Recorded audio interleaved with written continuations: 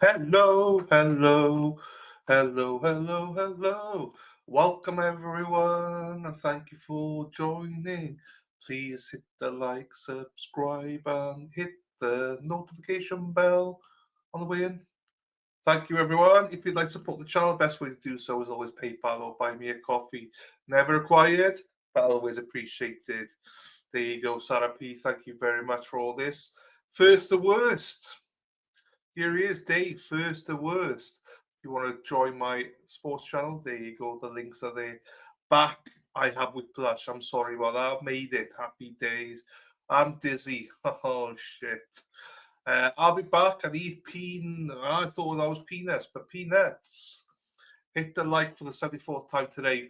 Well, I've tried to entertain. All I can say is I tried to entertain. If I only did a 3 hour stream, we'd be whinging.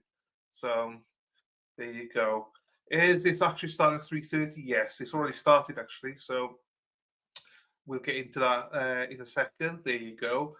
I'll be back. I'll be back again.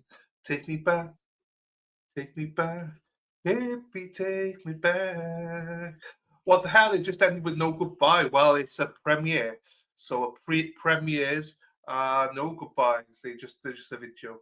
So I don't get to do a goodbye. I needed a goodbye. Unfortunately, it's all set up before time, so I don't get the chance to do it. We'll shame him when he comes back. Mofo. There you go. Leaving work at 3:30 for appointment. There you go. Good luck with the appointment. So it's just a loser. I was waiting on tomorrow's stream all by myself. Don't wanna be all by myself. Bam, bam, bam, bam. Anymore. Bam. I'm here. I'm here. There you go. Pick me, is here. All by myself. Yeah, don't wanna be. You're in chat. They could have said it there. No, I'd gone by then because I needed to. Literally, I had 40 minutes to do all my food, eat it, everything before coming on stream. So I didn't have any time to stay around. Also, I was trying to record the other one as well on my phone, but that didn't quite work out for some reason. It cut halfway through. So I knew I couldn't see you all at 3:30. So there you go. Right, what they have started. We're about 30 seconds. No, we're about 1 minute behind, maybe 2 minutes behind. I don't know now. So, what was the supper? I had a turkey sandwich and I had a quiche, bacon and cheese quiche, which is very nice actually. And yeah, I had Branston pickle with my turkey in a sandwich. It was a small sandwich because it was the end of the bread. So yeah, I don't know. It was filling though. And the quiche was very filling. That was very nice. I am not back today. Oh shit, I've just gone off something. I don't know what that is. Robin, she said, I'm not back today. We'll see you tomorrow. Have a great one. Enjoy yourself. Good luck to you, Robin. Happy days. Guess who's back? Guess who's back again? Hippie's back. Hippie's back. Hippie's back again. Whatever I know, whatever I do, hippie chick, she knows we're back for good. Hippie chick, hippie chick, hippie chick is good. Or so says Steve. I hope someone remembers my Chick-fil-A. I never had a Chick-fil-A in my life, Mexi. I do need to have a Chick-fil-A, Mexi. There's so many things I need to do. But I've never had Chick-fil-A. I've never had In and Out, except for that. Obviously, I've done In and Out, but I've never eaten at In and Out. Tex Mex, never done it. I only think of Tex Mex because of Tech E. What else is there? Hang on. Steve just said this. Someone say my name. Say my name. Say my name. Say my name. My name is Stevie. I'm with Hippie Hippie. He says, hi, Steve. How are you doing, bro? Hope you do well. I just had Chick-fil-A for a first time a month ago, so I've been getting once a week. So, oh, Is he nice though?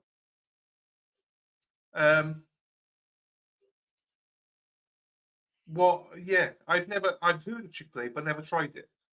I'm here. I was messaging with my buddy, potentially criminal. He's going to start the trial next week because I'm pretty much making him do it.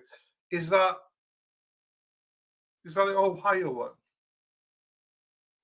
Stop, you're all making me hungry. Long time no see, Lee. I hope you're doing well. What other? I had Chick-fil-A yesterday. You fuckers. I don't eat hardly. I will have a Chinese. I will have a takeaway on Saturday night. I will make. I will have chicken portion. Because I might cover that as well, Erin. I might cover it.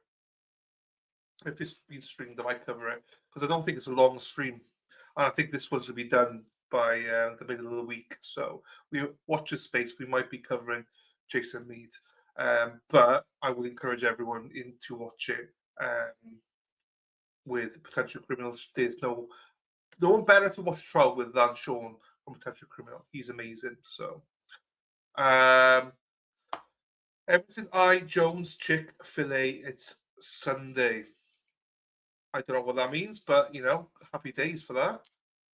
Jen, right? What's Erin posting? She's posted something.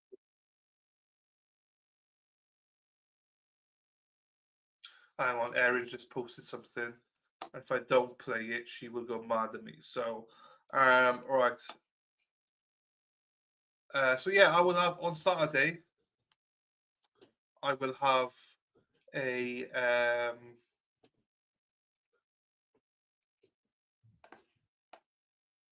Hang on. Happening in just a few hours. Well, if he's involved, I think we will be watching this. Absolutely. A possible step toward closure. It's been nearly 5.5 years since Casey Goodson Jr. died. Former Franklin County Sheriff's Deputy Jason Mead is charged with murder and reckless homicide in his death. And today, the jury selection process in his second trial will begin. Goodson's family says they've been fighting for justice and they've been waiting for this day. The family can't heal. As I said before, we can't grieve. We're still in limbo. We don't know this. We're still fighting. And 10 TV News reporter Kristen McFarland joins us live this morning. Kristen, it's a story we've followed now for years. Walk us through what we could see happen today. Colin, Bryn, good morning. That's right. Jury selection is set to begin today. Now, last week, attorneys for Jason Mead argued he should be able to claim self-defense in the deadly shooting. The jury selection process begins today in the second trial of Jason Mead. In the first trial, a judge declared a mistrial back in February of 2024 after a jury could not reach a decision. Mead is charged with murder and reckless homicide in the death of Casey Goodson Jr. back in 2020. According to court proceedings, Mead was working with a U.S. Marshals task force serving an arrest warrant that day. He said he saw Goodson waving a gun inside a car. Mead followed Goodson to his home and said he ordered him to drop the weapon. He maintains Goodson did not comply. Attorneys for Goodson's family dispute that, arguing his hands were full with Subway sandwiches. Investigators say a firearm was recovered under Goodson's body. Now, it's important to note there's no body camera footage of the shooting. At the time, Franklin County Sheriff's Office deputies were not equipped with them. The trial is expected to begin 1 week from today and last several weeks. Back to you guys. Kristen, thank you. The Fraternal Order of Police is calling on prosecutors to, quote, halt their political persecution of Deputy Jason Mead. Lodge number 9 President Brian Steele calls the case a witch hunt. Okay, so that's interesting then, because was that today? Hang on, I can tell you now. Hang on. Yeah, so this is today. So that means then next Friday. So we might watch it because they say they're going to arrest today or Monday in this trial. And I, by the way, I know that the court started. I'm just delaying it so that we can skip the break. Motherfuckers. So actually, it might work out that we could probably watch it, especially if it's 2 weeks, because the NFL draft's on Thursday, Friday, and Saturday next week. So if it starts on the Friday, I might even start it on the Monday instead, and just play catch up, do 2 days in one, because that's Lady Di's birthday as well, so she gets her stuff in 2 days in one. Let's watch it. I think we will watch it. Yeah, remind me, Erin Hack, which channel it's on. But yeah, we'll watch it. I'll say it might have to. We might have to. Yeah, I don't know. Yeah, we will definitely watch it. Here's Dave. Dave with his picture. Look at Dave there with his long hair. So everyone, this is Dave. You know, so so there you go. That's Dave.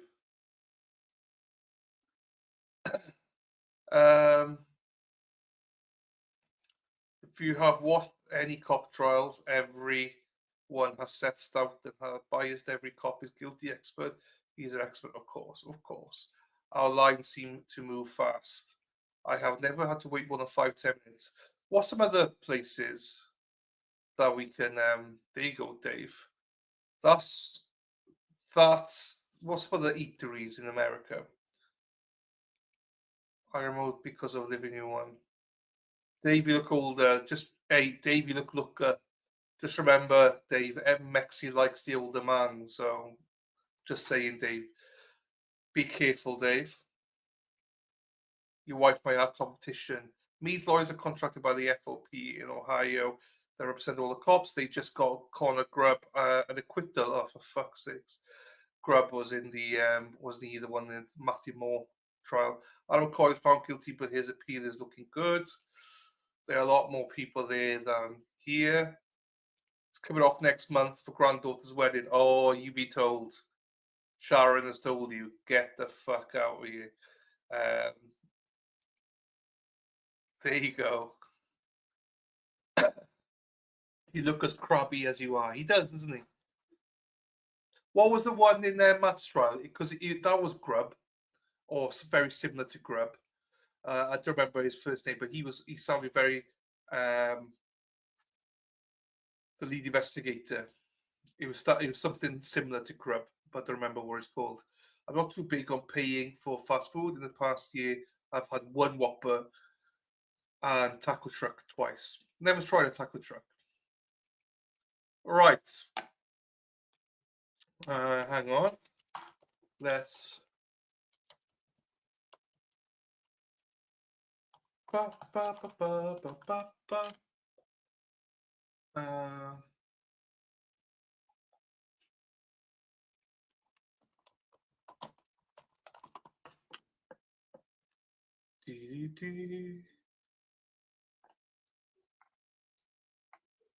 Right, hang on.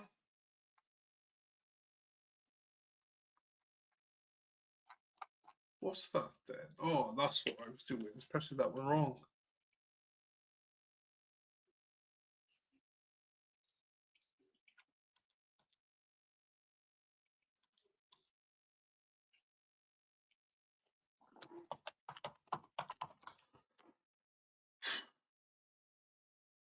Right. Let's cancel that. Let's get it up now then. Split screen. We will get there. That was Steve Grubb. Yeah, but it was Grubb. That's what I meant. It was Grubb. I was looking for a Grubb. It was a Grubb. Right, everyone, here we go. Let me put this up.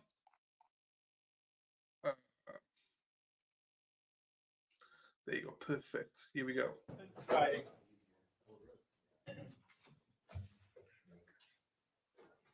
Thank you. Please be seated. Good afternoon, ladies and gentlemen. It's formally called the matter of State versus Grist. Not up yet. Give the computer system a moment. That's always the tough part.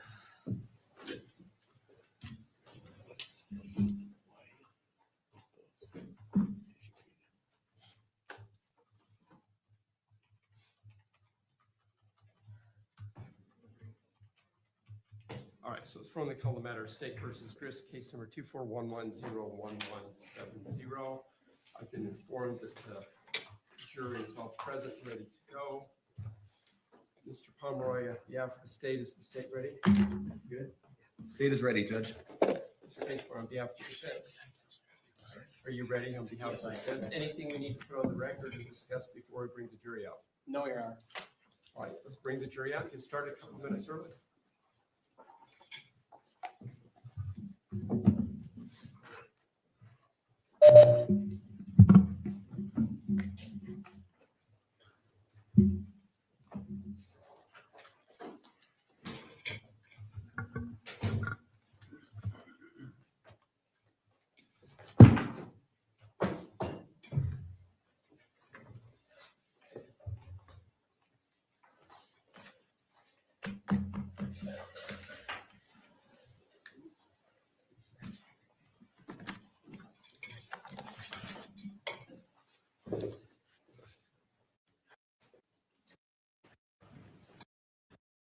Jury ever passed. So thank you. Attorneys, tell me. I have to tell you, you're the most on-time jury I've ever passed. So thank you. Attorneys, tell me they're ready to proceed forward. Mr. McCovey. Thank you, Your Honor. The state would recall Diane Restelli. Mr. Restelli, so come forward again. I'll swear you in for today's testimony as we've had an overnight break. You swear from the last day you told me to testimony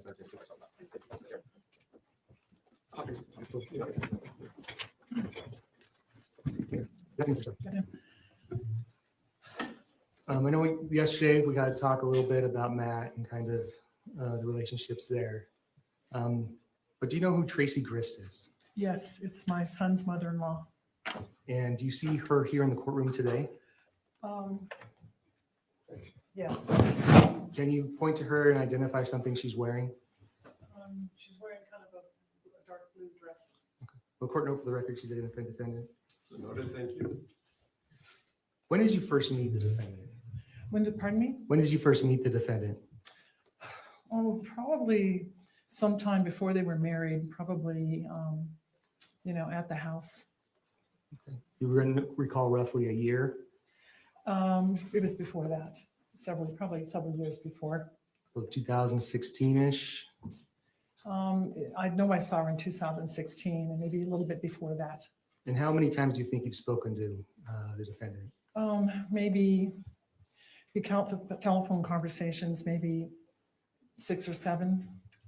And when was the last time you saw the defendant in person? I believe it was at a Walmart in around the time of May of 2024. Okay. Was that just a random meeting? She had come in to visit her daughter and they'd asked if I would come meet them at the store briefly and do a little shopping. Which daughter was she visiting? She was visiting Kate. Okay. So was she with Kate and Matt at that time? Yes. Okay. And when did you find out that Kate had taken the kids and left from California to Utah? It was sometime in that early week of June. I don't recall if it was, I think it was the mother also informed me that Kate had gotten there safe and she was taking a breather. Okay, so you talked, who did you find out from? I'm not sure if I heard from Matt briefly, and then I heard also from Tracey. Okay, and do you remember what that conversation was about? It was just very brief, and I think we even had some text messages, or it might even been a text message that we had between us, that she was there and got there safe. Okay, did you ever talk to Kate about it? No, Kate had no conversations with me about it at all. And when was the last time you talked to Matthew? I talked to him about 2 hours before the murder. I think we talked about it a little yesterday, but do you remember what kind of, what was his mood at the time? His mood was fine. He was a little frustrated over something that happened at a short order food place. But he seemed fine. He had water, he had food, and he was well awake for the drive. And when did you find out that Matthew had died? I found out the following morning, sometime around maybe the 7-8 o'clock-ish hour. I got a phone call from Tracey. The defendant? Yes. And what did she tell you at that time? Basically asked me if I was sitting down and was my husband with me.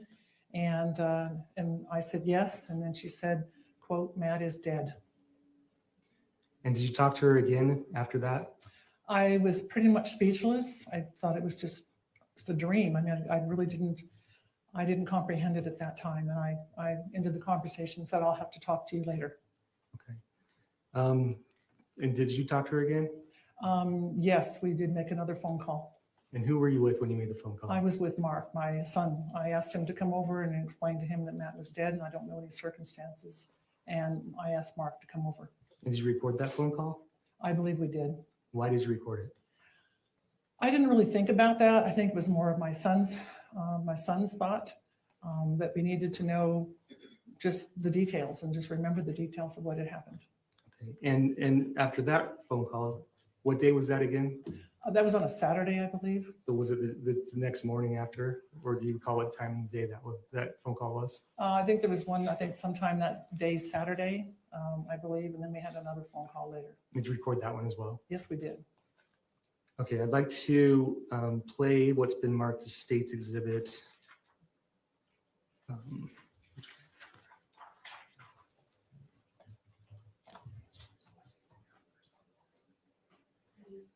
I'd like to play what is marked as State's Exhibit 34.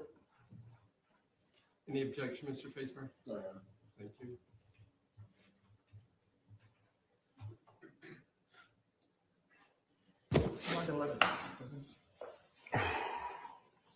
Okay, can I stop it there for a second? Is this the first phone call that you recorded? It could very well be. I didn't really hear all the words, but it seems to be. I think we can play it through some more. She probably won't answer the phone now. All right, Tracy, you have to tell me. Okay, push pause. Is this one of the phone calls you recorded? Yes, Do you recall which one it was? I think it was the one on that Saturday. The first one? Yes. Okay. State would move to admit and publish to the jury, Your Honor. Any objection to admitting and publishing? State's Exhibit 34. So ordered, thank you. How are you handling this? What's going on? You're kind to ask. I'm not handling it well at all. I'm freaking out and I don't know what to do. I'm in a hotel because I can't go to the house right now. Okay, and what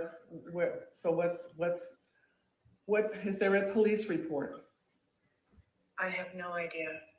Okay, did anybody, what, you have no idea? How, Tracy, this is Tracy. This is Mark. I'm here with my mom.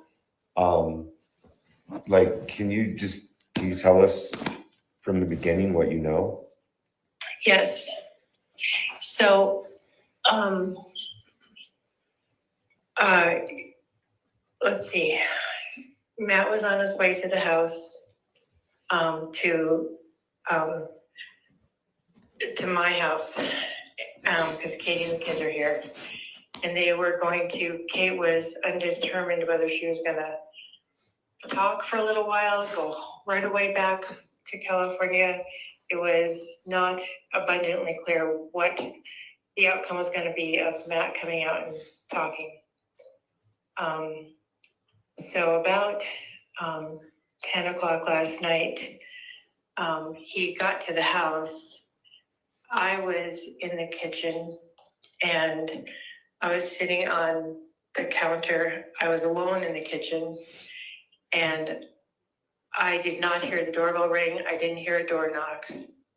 And Matt was in my dining room. And I knew he was due to come over to my house, but I didn't expect to look up and see him there.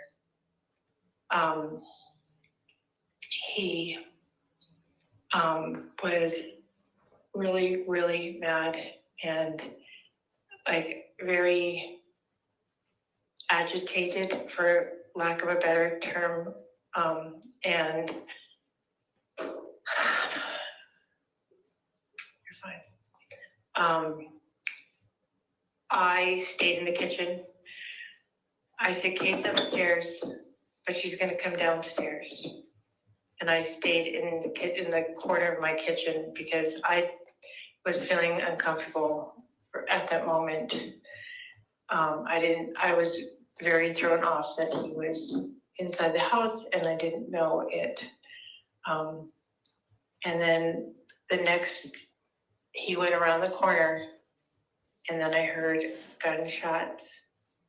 I don't know how many, probably, I don't know how many, 4, I think. Jesus. And Matt was on the ground and he had a knife in his hand. And we called 911. And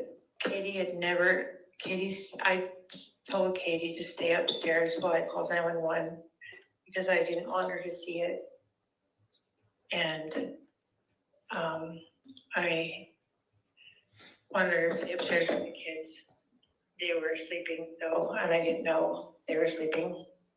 And the police came and separated us, talked to us, and I not slept for 1 second.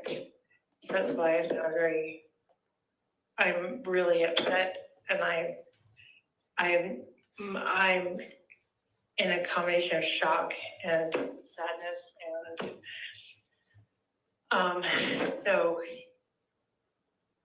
my son Kevin was taken to jail after 6 or 7 hours, and I don't know what's going to happen. Did before the gunshots, did you hear an altercation? Did you hear No, screaming? Nothing. no, I don't. If there was noise, I didn't hear it or I don't remember it. When you saw Matt with the knife in his hand, I personally did not see him walking with the knife. I saw him on the ground. was it like Immediately like after. a pocket knife? Was it like a? It was like kitchen knife? oh golly, like it.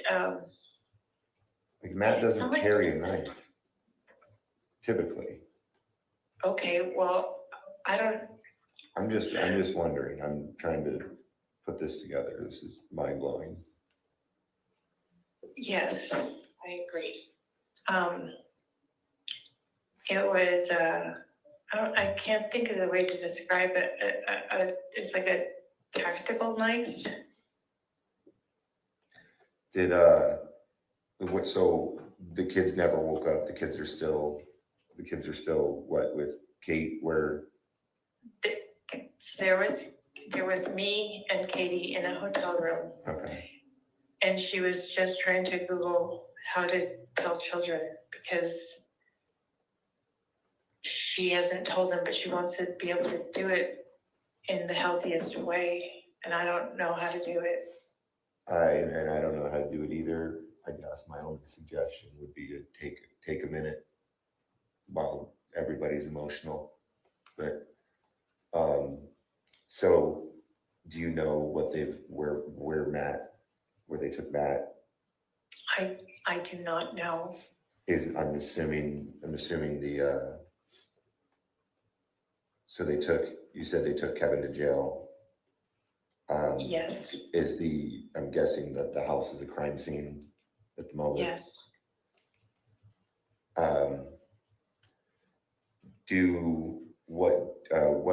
What's the address and what's the law enforcement agency that was there that we can call to find out where Matt is?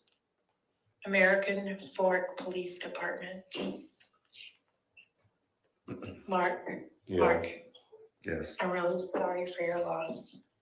Genuinely sorry for your loss. Yeah, I don't know what to say. This is. I'm just saying it. What's the house number? 114 South, 920 East, American Fork, Utah. Now, was there any? I mean, I know Matt probably. I mean, driving out to Utah, probably not the happiest. But was there an altercation on the phone before this? Like, was there? I personally have no idea. I was at work all day yesterday, and I have no idea. I know I spoke to Matt about 7:20 that night. He said he was 2 hours out from Utah. And he was excited to be able to pick up his family and children. And I know I left a message a little after 10, that he arrive. So I know I had a conversation with him, and he was very calm, wanting to bring his family back. Yeah. I don't know what to say to that either. I don't know what to say. I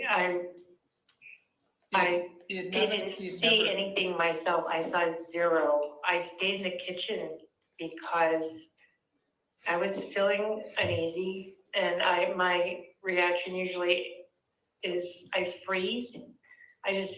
If there's some emergency. Did you know that your son Kevin had a gun in the house? It's my gun, and it was in a gun safe, and I moved it from my bedroom to the garage. To the garage in a gun safe, or? Yes, in a gun safe, yes. And your son Kevin knew where the gun was? Yes, he moved it for me because I wanted to make sure it was really high up. Because there was children in the house, and even though it's in a gun safe with a code, I just wanted it high up. Was there a reason for the gun to be out of the safe, like prior to Matt's arrival? Or was it like, did it come out of the safe when he got there? Was it a scramble and race for it? Like what? I do not know. Yeah. All right. I guess if there's any more information that you can share with us, later, please do. Of course. I am still in major shock, and I'm hurt to the core because I know how much he protected Kate through all of this. He never spoke poorly of Kate. Never. And he was really looking forward to bringing the family back.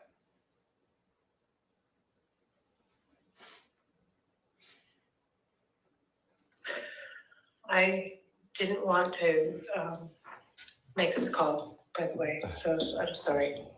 Nobody wants to make a call like this. All right. Anything else, babe? No, I think we're just gonna have to get. Please keep us informed as to what the plans are. Hey, Lucas, I think he's at the house right now. At whose house? At Matt and Kate's house.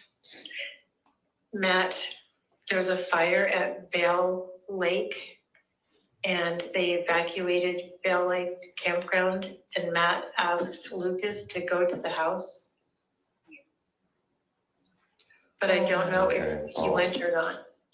Okay, I'm gonna have to think on that. This is going to crush Lucas. I think we need to have him come here. I don't think we I can think tell that's- him. I I don't think- think we can yes. tell him over the phone. I think he needs to come here. He's out there protecting the property. And right now. Kate, But right Kate now, doesn't have her phone.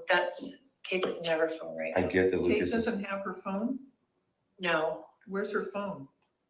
the authorities have her phone. Okay. She gave them permission and her passcode and everything. Okay, yeah, I'm gonna see, we gotta get Lucas to come here Okay, all right. without telling him, or I'll have to go out there Okay, and go tell him. okay, we will work on that. We have, because But we he's can't in a tell very him, delicate nobody state. can tell him over the phone. Oh, he's gonna just crack We out. can't tell him over the phone. Right, and that's Okay, let us handle that.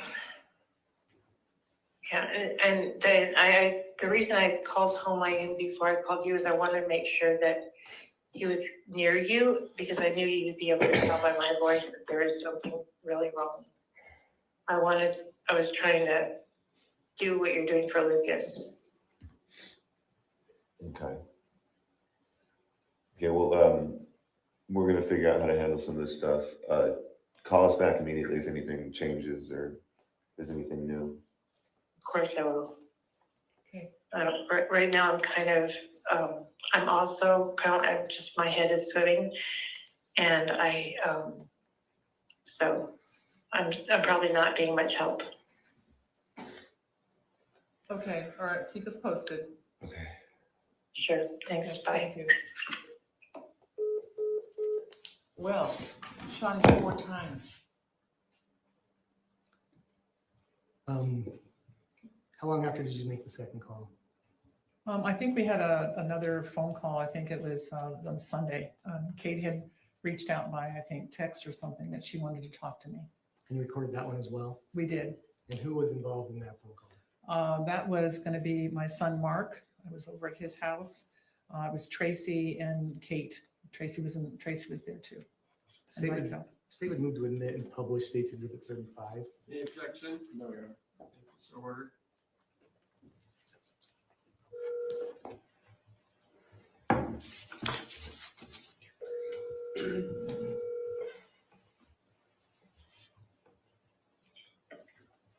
Hello? Tracy, it's Diane. Hi. Katie's downstairs and she wanted to talk to you. Okay. Let me go get her. Answer. Katie, Diane just called. She's on the phone. She's coming. Okay.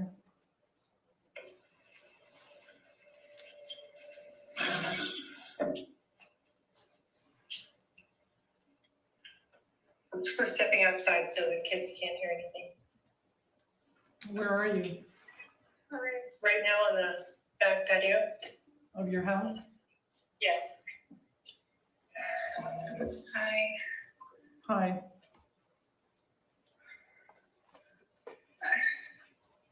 I'm so sad right now. I'm unbelievably broken. I know you are sad, Diane. I can't imagine how sad you are right now. So tell me what's on your mind. I want a proper memorial for me. And the kids are my concern. The kids are so sad.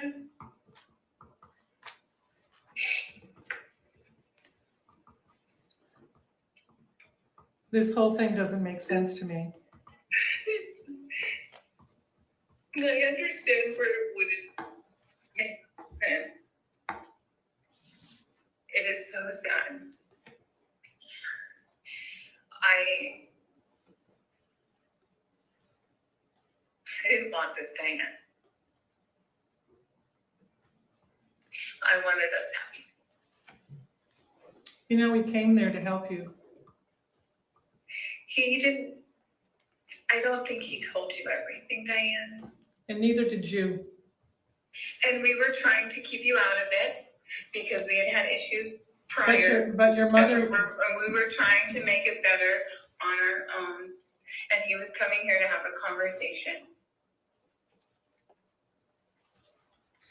Okay? Whether he left with the kids and me or just the kids, it was all going to be a conversation, or alone. It was all going to be a conversation. It needed to be face to face. And how come that didn't happen? I don't know. I don't know. Did he correspond with you on his drive to the house? Slightly. So you knew he was coming? I knew he was agitated coming. I know he was upset that he was coming. How come there was a gun that was out? I don't know. And who owns that gun? And I think, Diane, I was not downstairs. And to the best of my knowledge, that gun was in the garage. And I don't understand why that was part of the greeting for Matt coming to the house. I don't know, Diane. Honestly, I don't know. I wish I could give you more answers. After Matt was fatally shot, did anybody try to give him medical assistance in the house? Yes, Who? my mom. And what did she do? I don't know. I was upstairs. And how soon was, 911 called to help you guys? Immediately, a neighbor called. And so how would the neighbor know that Matt was fatally shot? They heard gunshots. My mom couldn't find her phone. I still don't understand why there was a gun that was present in all of this. And why your brother had to be the go-between. I don't know.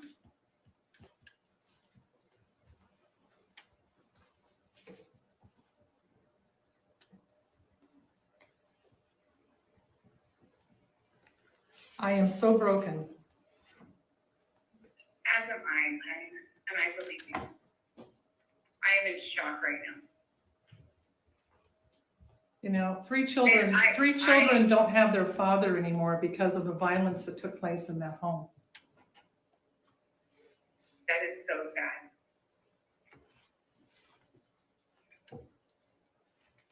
How come Kevin didn't call 911? How come Kevin didn't call? I don't know, Diane. Did you talk to Lucas? I did, and he is absolutely saddened to his core in this event, as we all are. Where is I Lucas? still don't, he's with family. I still don't understand why a gun was brought to this discussion.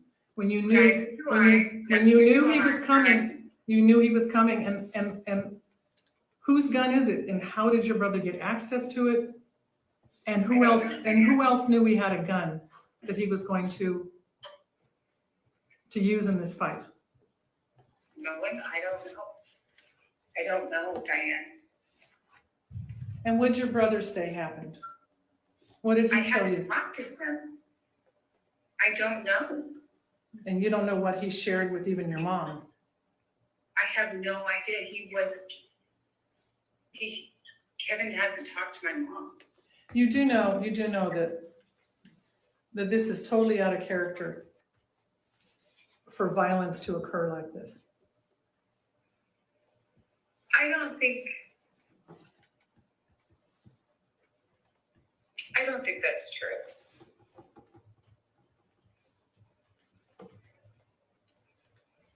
But you did have conversations with Matt and you knew he was coming.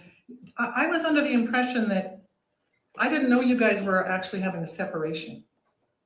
When did that occur? We were trying to make it work and trying to resolve it. But I didn't know the word separation. I didn't know the word separation was in the midst. That you guys needed time off, and the way you left with me, you were going to go be with your family for a while and have a little vacation. And that's what it was. And that's what it was. And that's what it was. Coming out to have a conversation to figure out if that's what we wanted to proceed forward. So really, it was a vacation for you to come out. And I understood too. Did you want to come back? Yes. And it was honestly, it totally depended on the conversation that Matt and I were about to have face to face. Because he can act any way on the phone, but how you act face to face is completely different. I wanted to have a conversation with him face to face before I got in the truck with him and went home. Well, again, I was unaware that this was a separation. I thought it was just a little breather for you because we were trying to work it out between Matt and myself. Yeah. And I don't know that I also was under the impression that you were going to try to come back and rent a car. What happened with the car rental? What happened with the car rental? Because I thought because I have an out-of-state driver's license, I could not rent a car on my debit card. Mm-hmm. My mom hit some hurdles and I had no money. Her her water got turned off at her studio, so she lacked hours, and she had an unexpected expense that she had to pay. Because that's why I was very happy that, you know, after 3 weeks that Matt was going to help bring you back, because there was, you know, these things these glitches that were preventing you from, you know, joining as a family. I understand. We were working on things and trying to make it work, and there were points where it was clear to me that he didn't want to go in the same direction I wanted to go in. And I feel like he knew I felt like that, and he was upset. Do you think that Matt was really going to kill your brother? I have no idea. And do you believe that this particular shooting was justified, that occurred in that house, that being killed was justified? Diana can't answer that question. I hear your mom in the background. She's giving you answers.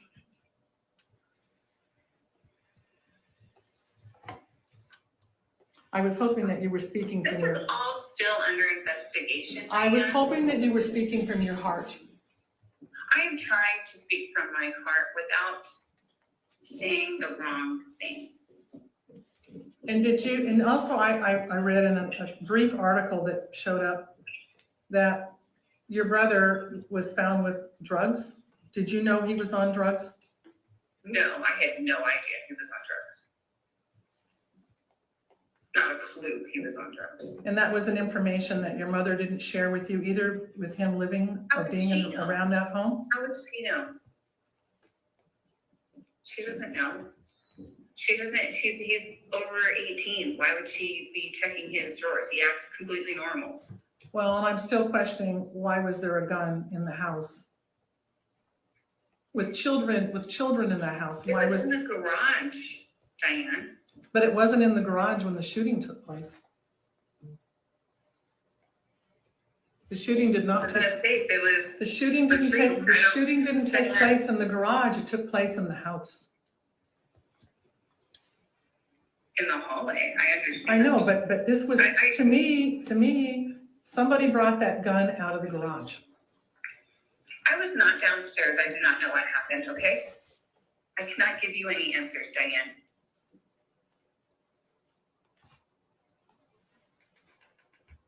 Did you? It also said in the article that I am not Kevin. going to answer any more questions about what happened.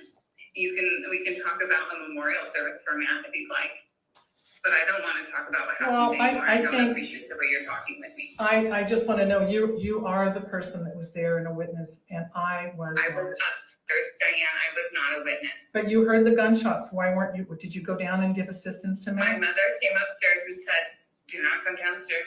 Something happened, and I'm calling 911. But I also thought that your mother was giving, first aid to Matt. How could she be upstairs when she should have been down assisting Matt in his time of need?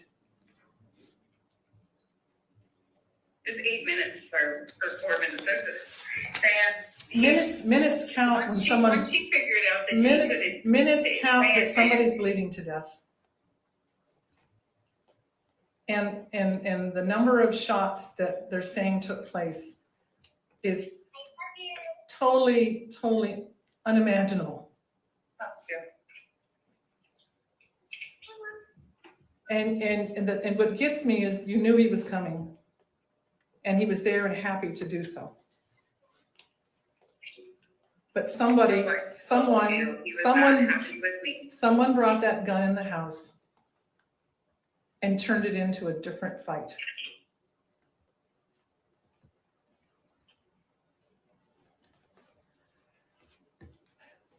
As far as a memorial service for Matt, you're the one that has the married woman, you're the wife, you have all the cards in your hand for that event.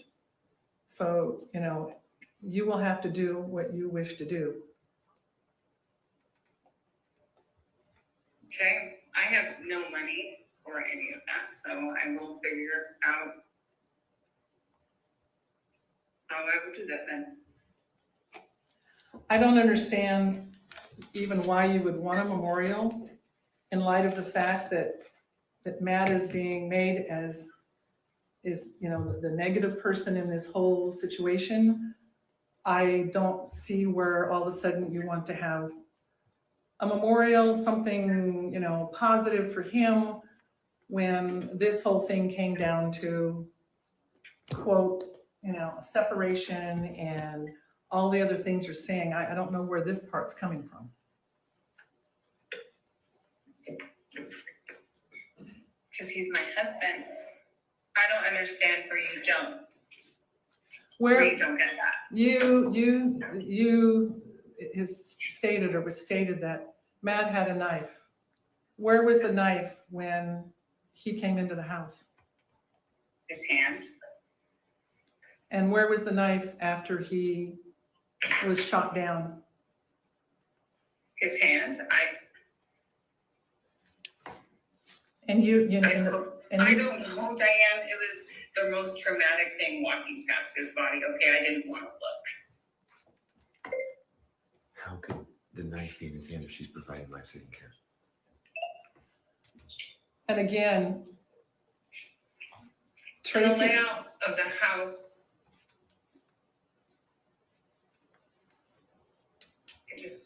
The garage is next to the living room.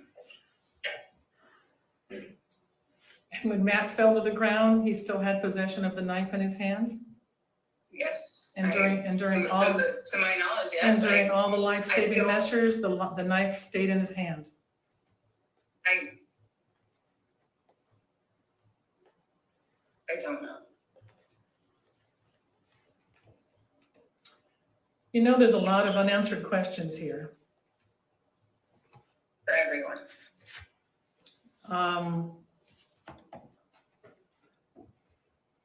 I am absolutely stunned that a family, can have such violence take place.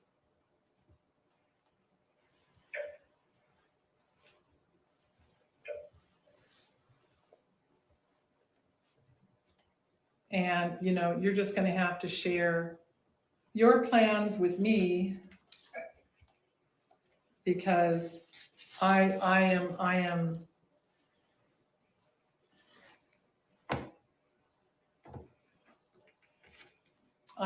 stunned. Is your mom still standing there? No, she went inside. I have more questions for her. If you would like, I can easily call her back out here. She's just inside with the kiddos. Okay. Okay. Mom, you want to come back out here? Yeah, it'll be fine. You're welcome. Hi. Tracey, I'm still concerned as to, the fact that Matt was shot multiple times. And when were you able to give life-saving measures to Matt?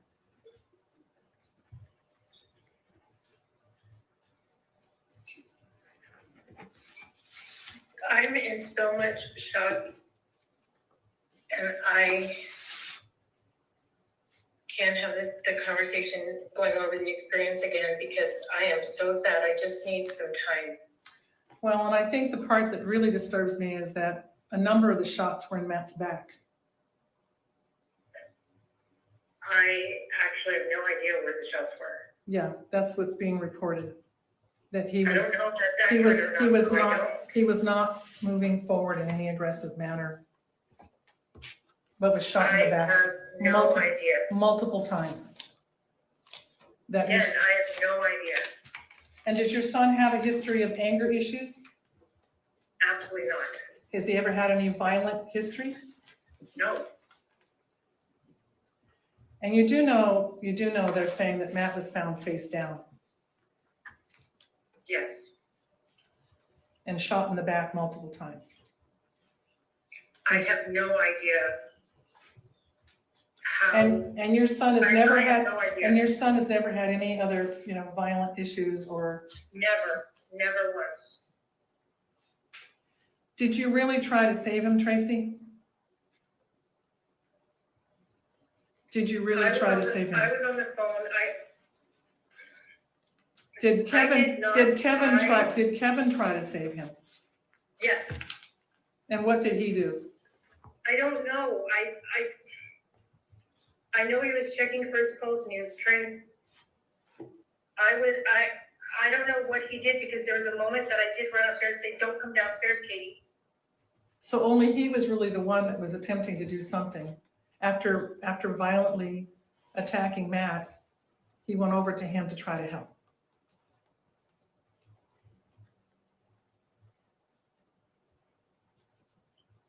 So you were not initially there to help as much as to tell Katie not to come downstairs to assist with Matt, with multiple puncture wounds in his body.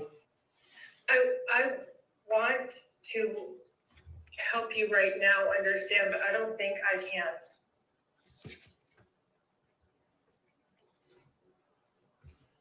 Well, there's a lot of unanswered questions, and this has really started a monumental flow of events that have to be resolved.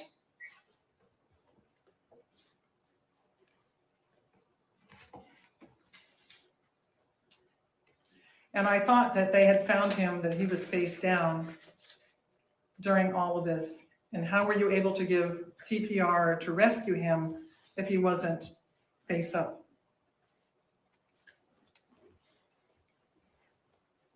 And yet he was still lifeless and holding a knife.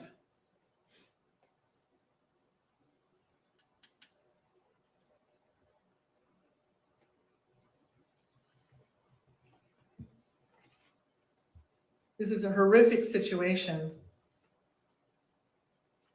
And I am heartbroken to the core over this violent attack. I am literally nonviolent in every respect.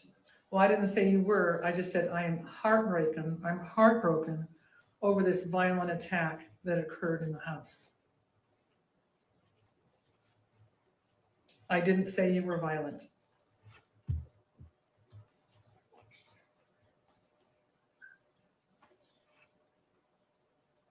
Well, Kate's going to have to figure out what kind of plans for a lot of things. And do you know what you'd like to do for a memorial? Do you have any ideas? I have no idea for memorial, and I'm really not comfortable with a memorial at this time. I understand that. Did Matt say anything to anybody in his last breaths before he died? No, not that I heard. Not that I heard. It just seems incongruent that a family would hold a memorial for someone that they have just violently taken away.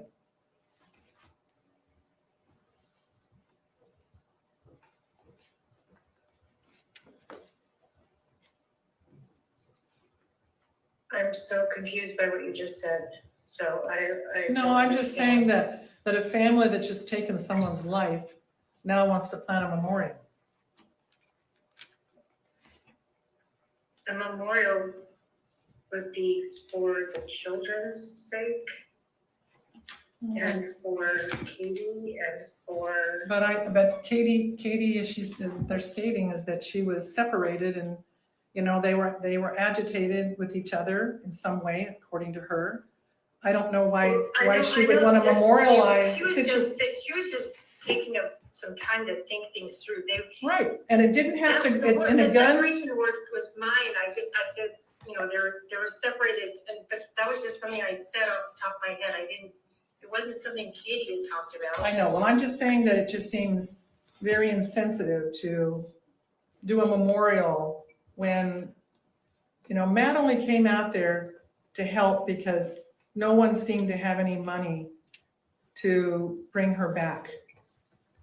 So I don't understand, it's almost like, I don't understand having a great memorial when the brother was already set up and ready and armed to do damage. So not what happened. He had a Hey gun. man, just want to let you know that sometimes you gotta shut the fuck up. And this current time is just one of those times you gotta shut the fuck up. I don't think you're a bad person, I just don't want to hear you talking anymore. You gotta shut the fuck up. To do damage. So not what happened. He had a gun, babe. He had a gun. He was ready. That's not true. Then why was he armed? Why was there a gun? I bought it. I bought that gun back when COVID was going on because I thought it was a good idea because I'm a single woman and I thought having some protection in case something bad happened would be wise. Mm-hmm. And you do know that the papers is also saying that he tested positive for coke. I cannot believe that, but I believe it. What a dumb thing. And yet he had access. Anything about that. And he had access to a gun. A gun that was not secured with children in the house. It was in a locked safe high up in the garage. And who had the combination with the lock to that safe? Obviously. Everyone but Rory, and well, Katie doesn't, but everyone but Rory. Okay, so your son had access to get to that gun if he needed it. Well, I asked him to get passports once. I'd asked him to get other things out of it for me. But he knew the gun was there. He knew the gun was, with the passport, yeah. and he took the gun out in anticipation of Matt's arrival. While on I coke. don't think that's the case. He had the gun when Matt arrived. Did he go out to the garage and get the gun and then shoot Matt? I have no idea. I did not see any of that.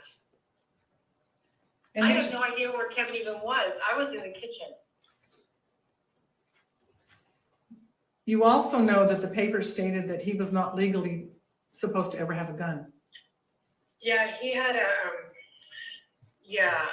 And yet he had a gun. With his girlfriend, his fiance, a few years ago, 3 years ago, he was calling her incessantly, and she got a protective order, so he wouldn't call her anymore.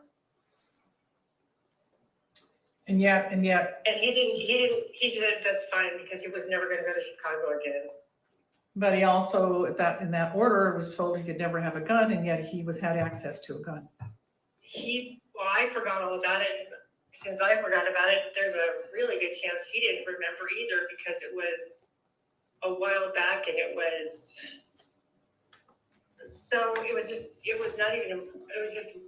I forgot. And I don't understand why Kevin was so upset when Matt arrived that he was prepared for a fight. What happened in the dialogue between the family and setting the situation up for Kevin to be anticipating trouble? I don't have any idea what was in Matt's head or Kevin's head. I don't know what you're talking about. But obviously Kevin was aware of some kind of relationship with what was going on with, Kate and Matt, that he was privileged to some kind of dialogue wanting answers I don't have. Between all of you, okay? You're wanting answers I don't have. But why would he bring a gun to the fight when he knew nothing about what was going on between Matt and Kate? You're asking me something I have no way of answering. Somebody knows the answer to that. Because there's no way that someone would have that much anger in their heart to come Kevin prepared. is the most sweet, kind, peaceful, gentle soul. Timmy and Jacob and Kevin are the sweetest boys. They're so gentle and so kind and so sweet. But yet you just told me that he had a protective order against him because of some relationship issues with one of his Because fiancés. his heart was broken and he kept trying to call her incessantly to talk with her. Was he on coke during, how long has he been on coke? I had no idea he's ever even done that. It seems I to had me, zero, I had zero idea.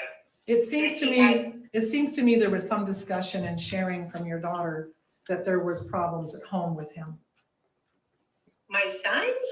Mm-hmm. Well, when he broke up with when his girlfriend broke up with him after being engaged, he was really, really sad, and he was just sad, and he was getting things back together and trying to, he's been working, and he's good. Well, not good in the fact that he shot Matt, killed him, including shooting him in the back. I don't interpret that the same way you do. And especially being positive for coke and, you know, coming to a battle with a gun. He intended and was potentially going to do serious harm. In your mind, do you really think this was Kevin trying to have self-defense? In my mind, my son was only being protective and loving and kind to the people in my home. And why didn't That's the someone only way I just, know my son and to why be. didn't someone just open the door and say, hey, glad you're here. Would you like a sparkling soda? Come on in, we'll talk about it. We'd like to help as much as we can. Why didn't it end up that way with a positive greeting? Matt didn't ring the doorbell or knock. Well, he also knows that sometimes it wakes up the children. I know that happens. You know?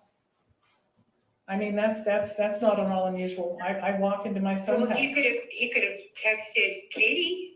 I think he was in a lot of dialogue, and we knew he was only 2 No, hours he out. could have texted Katie that I'm here. I think there's more, I think that she knew he was coming and arriving in a matter of minutes. And Kevin was waiting. That is, He was waiting, you had Kevin in there being the go-between. you are filling in blanks with things in your mind that we don't have the answers to. Not you, not me, not Katie. Well, I know Matt did notify Kate multiple times. He spoke to me that night. I know the time frame, and he was keeping correspondence with everyone. People knew he was arriving. Yes. And all this business of do you ring the doorbell and knock on the door, you knew he was coming. I think the family has a lot of explaining to do. I think that this, you know, is a very serious event in our lives. And did anybody in your family tell Matt not to come?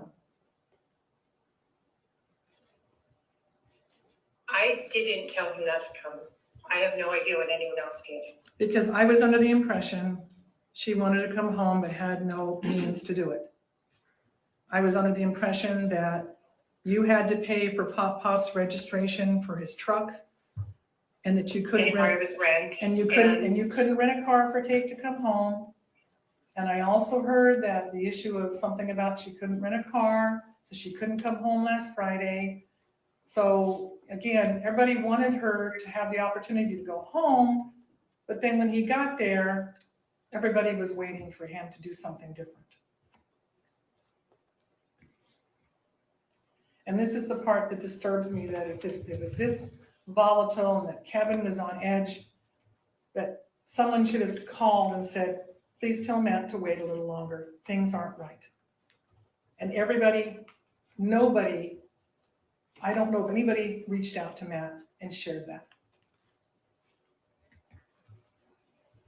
Did Kate even tell him not to come? I have no idea. Because this whole thing seems like a setup.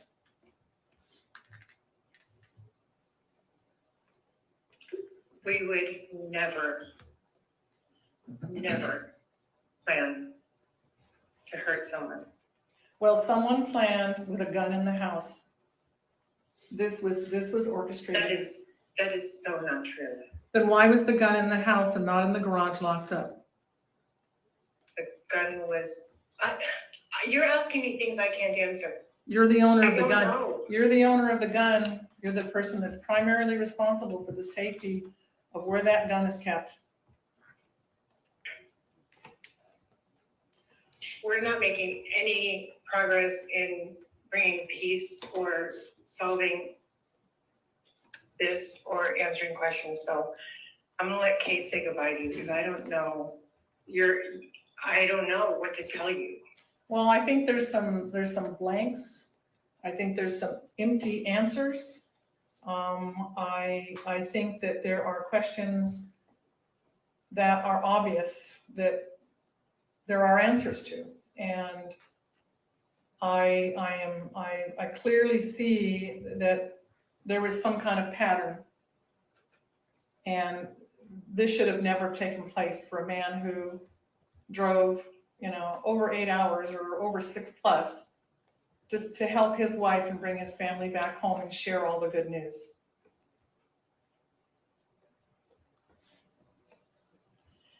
And I think some soul searching has to take place amongst, what really went on and why it happened and why the violence took place in that house.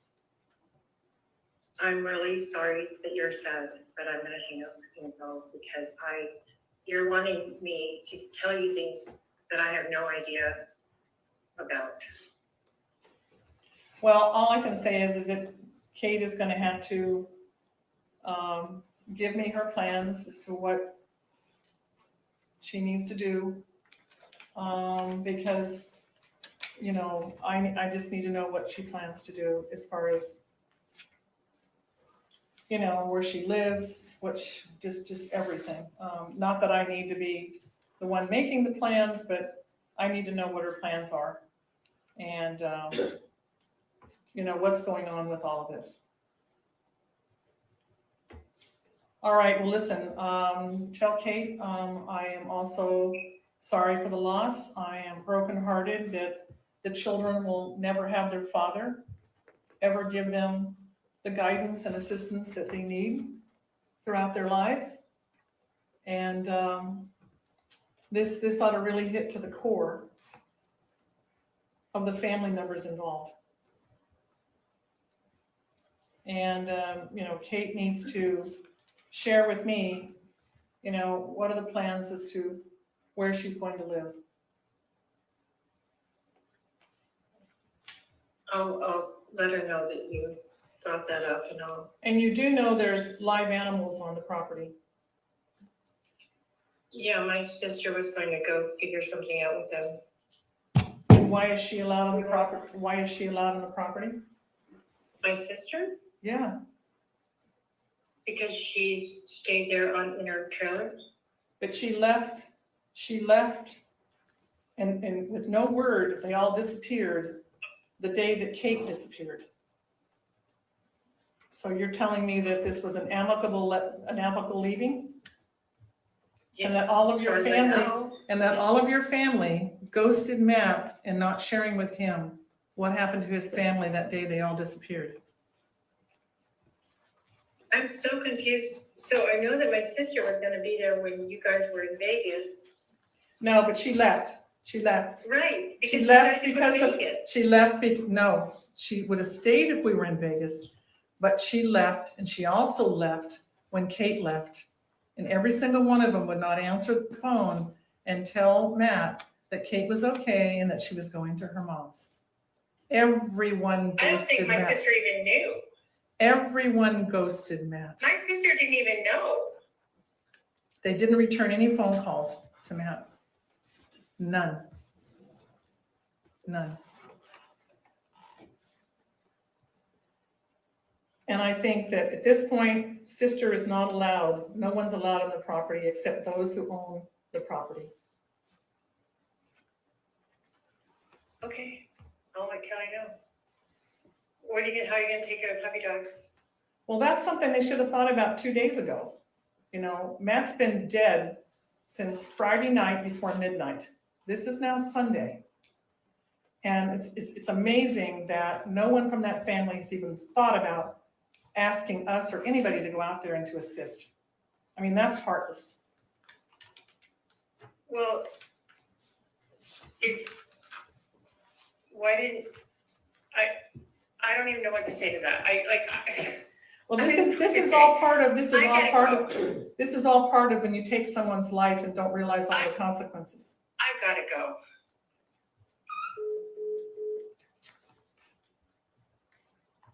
No further questions, Mr. Attorney. Cross?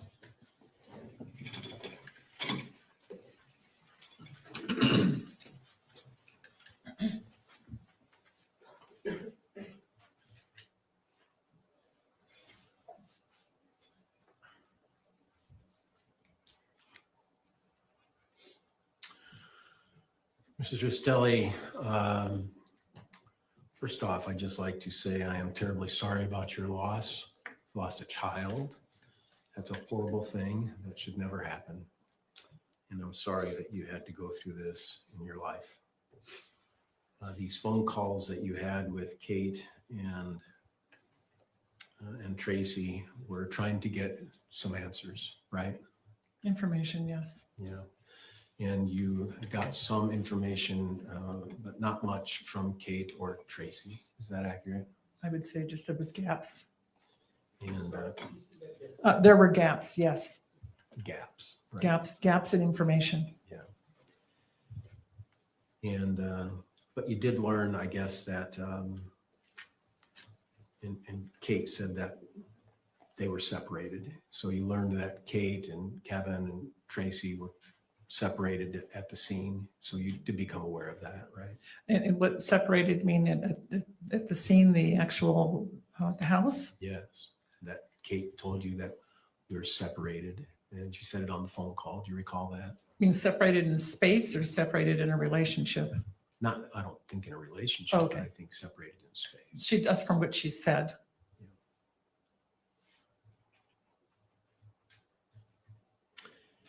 In that first phone call, you also found out that Tracey and Kate and the kids were in a hotel because they weren't able to return Yes. because it was a crime scene. Yes. And Lucas. Lucas is Matt's oldest child, right? Yes. How old's Lucas? Lucas is 21 now. He's 21. So he was 19 or 18 when this happened. Approximately, yes. And so that was tragic for him to go through this as well. Absolutely.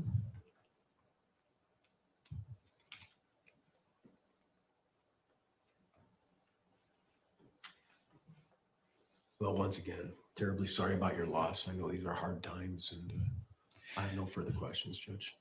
Thank you, Mr. Vice Mayor. Mr. Batavi, any redirect? No, Your Honor. Thank you.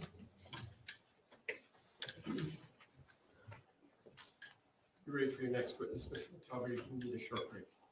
Maybe to take a 5-minute break. Let's take a short break. All rise for the jury. Okay, so they're back. We just skipped the break, but just to say quickly, there's nothing else he could have done there except for doing what he just did there. As we now know, there are 4 charges: murder, first felony charge for killing of Matthew Restelli; criminal conspiracy, which is a second-degree felony charge for conspiring to commit murder; obstruction of justice, second-degree felony charge for obstructing justice; and domestic violence in the presence of a child. So I think that probably covers the obstruction of justice potentially. I'm not sure that I'm quite there for criminal conspiracy in sense of second-degree felony for charge for conspiring to commit the murder. I do think the daughter is more culpable than her so far. And I'm still on domestic violence in the presence of a child. But again, I don't think I'm there yet for me. But obstruction of justice, I could probably reach there, but I also can't reach murder so far. So I believe she's a professor in college, nursing college. So she's well spoken. Also, she's well prepped. So there you go, everyone.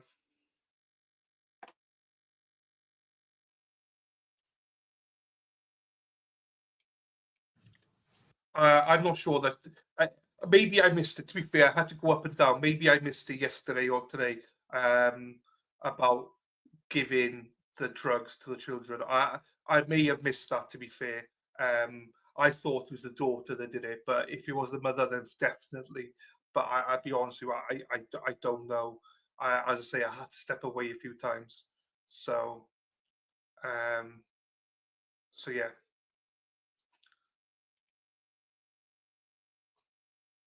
Yeah, that's why I said guilty 100% obstruction. There you go.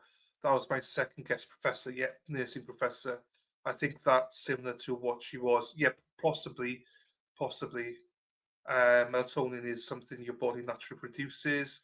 Maybe she teaches psychology. Okay, that I didn't even know that. Thank you. She says she has a psychology background. I went with mental health services just to be safe. Yeah. Because obviously with nursing, it could be a variety. It could be a SRP, or it could be, as I say, this, as Mexi says, psychology, mental health services. We just don't know. So again, apologies. I may have missed some stuff about her giving the children drugs. I thought it was the I may have missed that one. So yeah, I believe I am there for obstruction of justice, but I'm not there for criminal conspiracy or murder yet. Anyway, so. No, Mr. Facemeyer. Yeah, would you bring her back? Would you mind going and getting Mr. Facemeyer, Mr. Brown?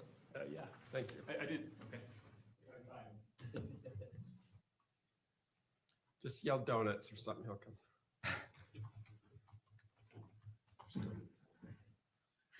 You said co-officer, just yell donuts and he'd probably come. In the workspace, that's why that popped to mind.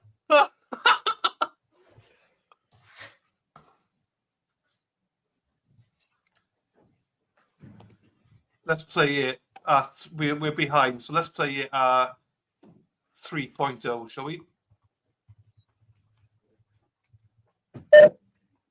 We're at 3.0 now speed, so there you go, Dave. This is quite good.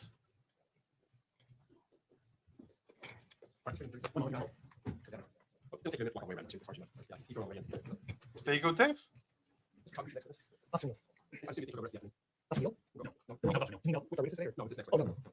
We have 4 fairly short witnesses next.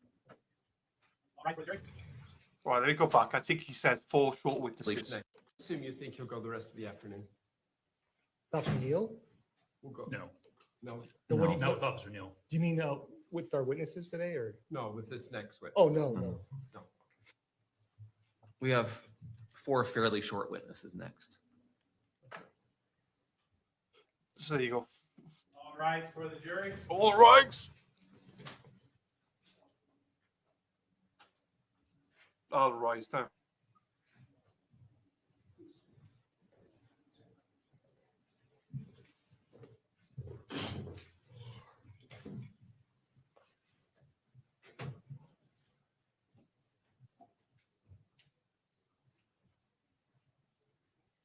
Thank you. Please be seated. State ready to call the next witness. Oh, where'd Mr. Facemeyer? Oh, Mr. Watabi and Facemeyer stepped out for. just a moment. The two lead attorneys stepped out just as you were walking in. All right, Mr. Watabi, you ready for your next witness? Yes, Your Honor. State with Officer Neal. Sir Neal, if you'll come forward, please.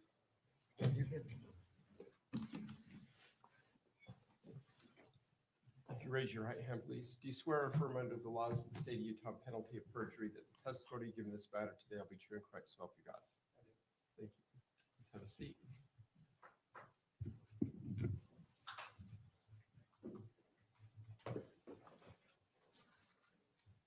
Good morning, Officer Young. Or afternoon, apologize. Good afternoon.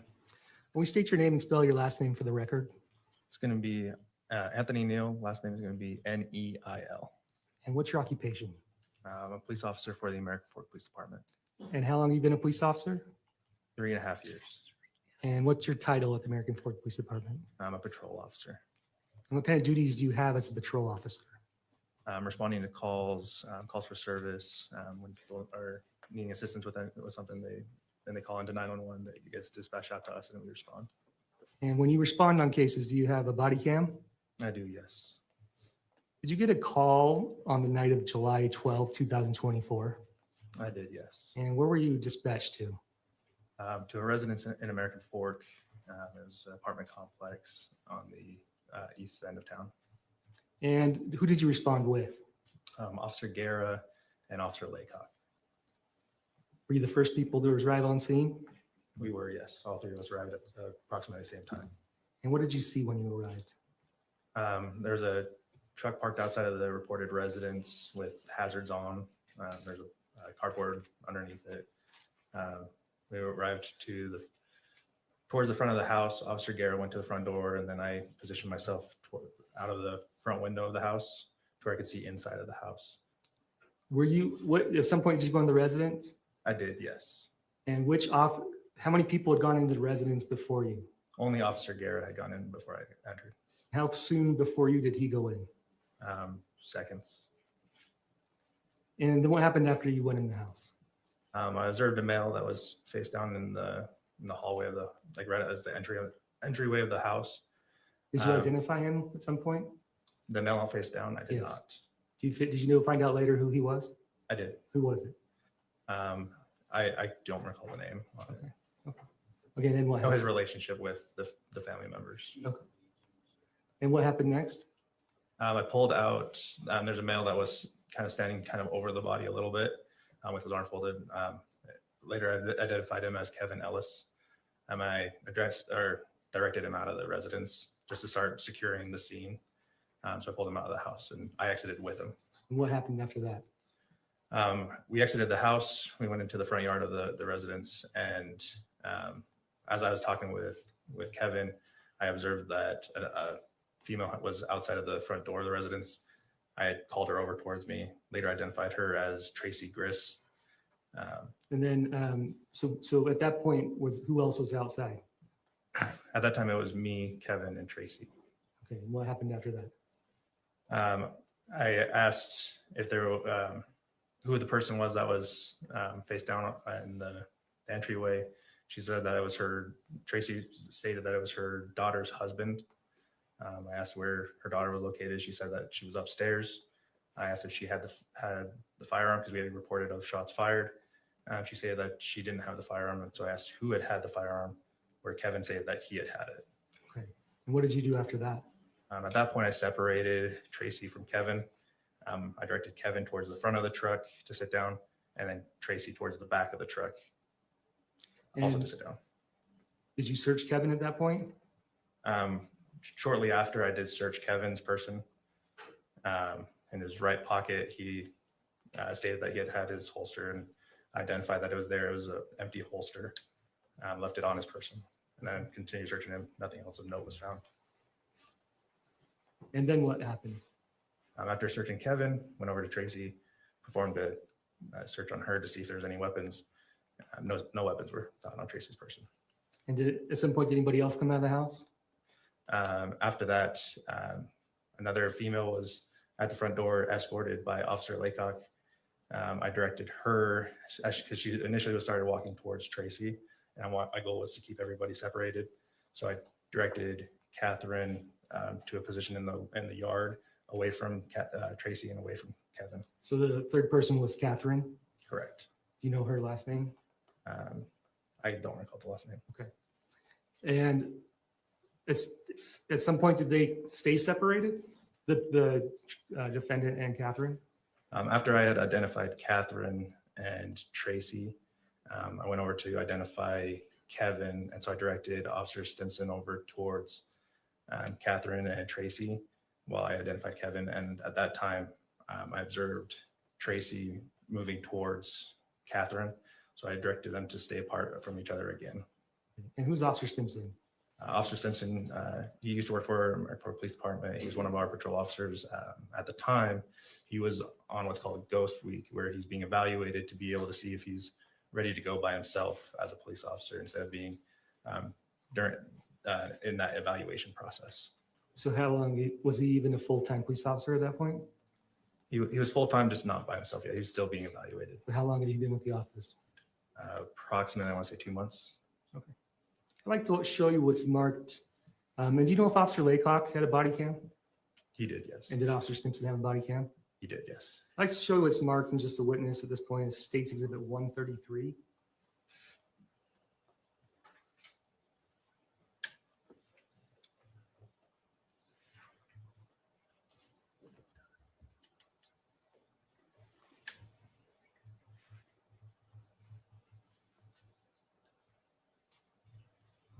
Okay, do you recognize what this is?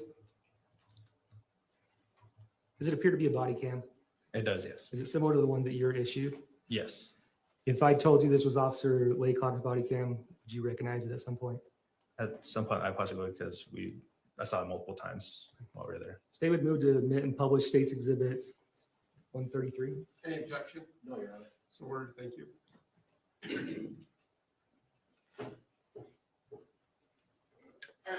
I'll have you come out here with this officer, okay? Okay. I don't. You're okay. It's okay. What's going on tonight? It was my cousin supposed to come here and attack me. Okay. I was upstairs waiting for him to come down. I don't know what happened. Okay. I don't know what happened. I heard yelling and I don't know what happened. Do you have any weapons or anything? No, the only thing. I'm just gonna check you real quick, okay? I'm sorry, I know this is. No. I have my earbud in my pocket. That's the only thing I have in my pocket.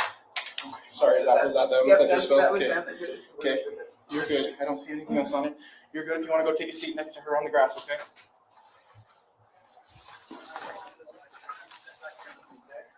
I searched her for weapons. She's good. And who's that officer that Officer Laycock's body cam picks up in the camera? That is me. Okay, what have you just done in the video? So Tracey, again, she was walking toward, or sorry, Kathryn was walking towards Tracey. And that's when I directed her to a separate spot of the yard away from Tracey. Okay, now I'd like to show you what's marked as State's Exhibit 134. You recognize what this is? This is another body cam. You know whose it is? Right now, I do not. I told you it was Officer Stimson's. Would you believe that? Yes. Okay, can you see yourself in the video? Yes. Where are you? I'm standing directly next to Tracey. Okay, State would move to admit and publish State's Exhibit 134. Any objection? No, Your Honor. Thank you.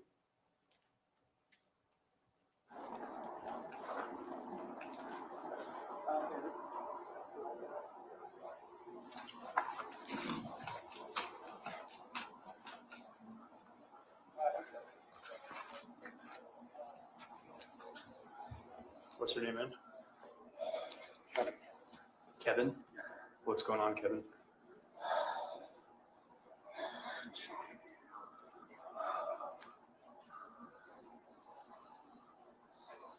Is this your home? This is where I live. This is where you live? Okay. All right, man, I'm gonna get some information from you. I'm gonna just hang out with those two for a second.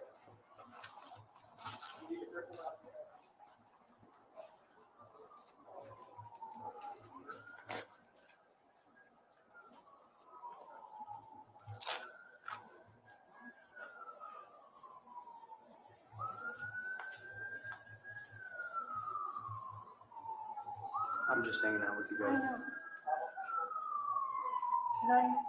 Can you what? Hold my daughter? Yeah. You can, yeah. Were you separated by officers? What? Did the officers separate you two? Yeah, I think so. Okay. I don't know. Okay. If you would like to sit next to your daughter, you're I welcome want to to. talk to her. No, that's it. Neil, are they okay sitting next to each other? Okay, never mind. I'm sorry. Oh, I'm sorry. Can I just hold your hand? I do need you to be It's fine, separated. it's fine. But that was my bad. If you want to pick up your phone and come back over here where you were, that would be great. That's okay. We're going to go through an interview process. We typically will keep all parties separated. You'll stay right here with me. I'll just have you just stay separated for right now. Kevin, I have no idea what to do, so don't say anything, please, because I don't know what. Okay. Hi. This is a hard situation.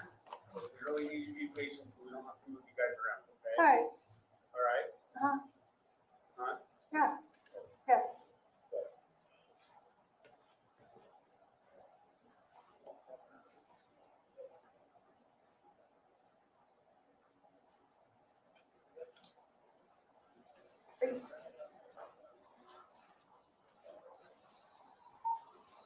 Ma'am, right now, something that would be good to do is probably just breathe. Just take deep breaths. Okay? And not speak to anybody else, okay? Okay. Good here. Good.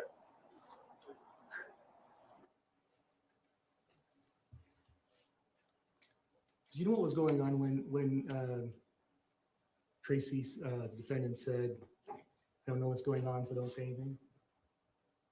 At that point in time, I told her that she needed to be off of her phone. She was on the phone with who she stated was a friend attorney. I said, just at this point in time, I just need people off their phones.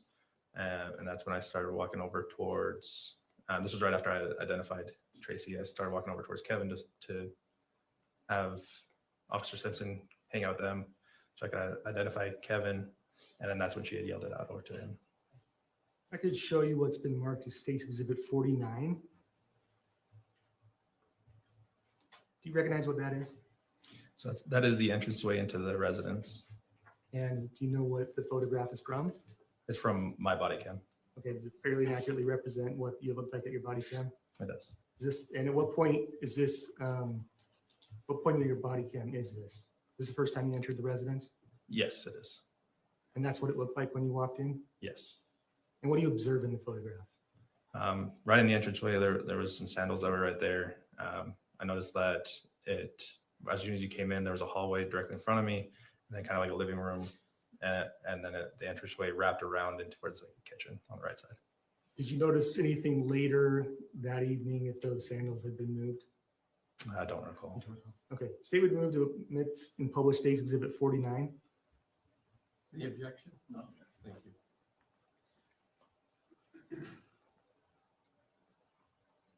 Move publish. I'm sorry, Judge.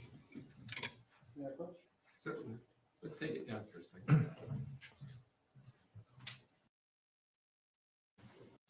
And just to clarify, you were the second person to go in seconds after Officer Guerra, is that correct? That is correct, yes. Okay, now I'd like to show you what's marked as State's Exhibit 48. Recognize what that is?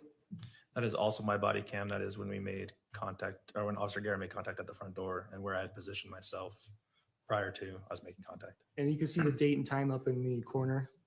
Correct, yes. Was that an accurate date and time That is accurate. of that incident? Yes. And how soon on scene was that when you arrived? From this point? Within seconds of us arriving. State would move to admit and publish State's Exhibit 48. Any objection? Thank you.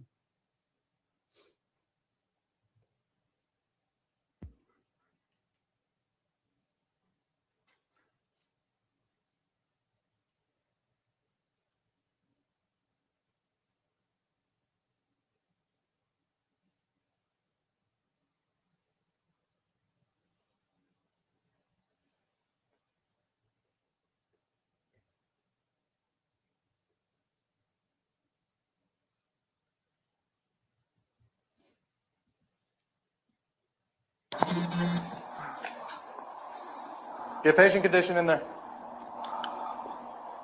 Who's this? And that's inside.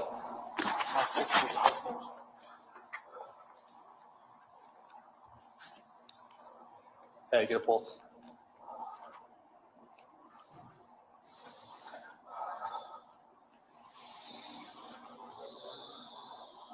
Okay, come here. Please come here. So, sorry. Who is, In the house. so who is this that's in there? That is my daughter's husband. Okay, where's daughter? My daughter's upstairs. Does she still have a firearm on her? My daughter, no. Okay, who had the firearm? I did.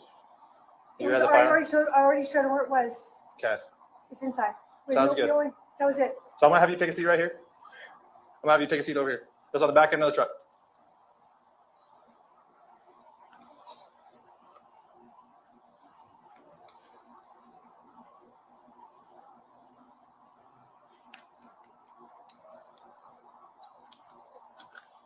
Do we need to get a hold of one?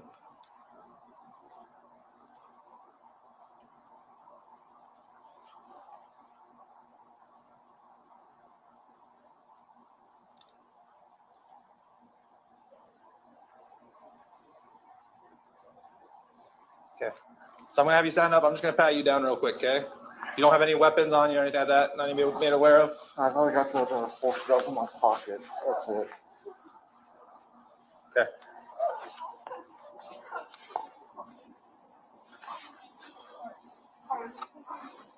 Okay, take a seat.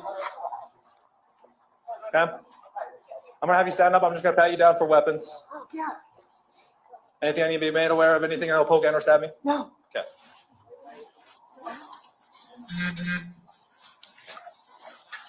Any pockets? No. Okay. You're gonna take a seat.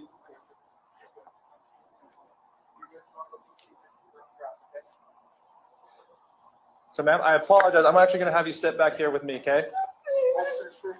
You wear a shirt, okay. I'm gonna have you just take a seat right here. There's those for you. Till we kind of go through an interview process, I'm just gonna kind of keep you guys separate, okay? What's your name? My name is Kathryn. Catherine? Okay, Catherine. I'm gonna ask for some information from you, if that's okay, okay? Yes.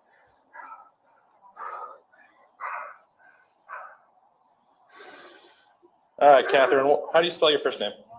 Kathryn. Last name? Restelli. Restelli. Okay, what's your date of birth? December 15th, 1987.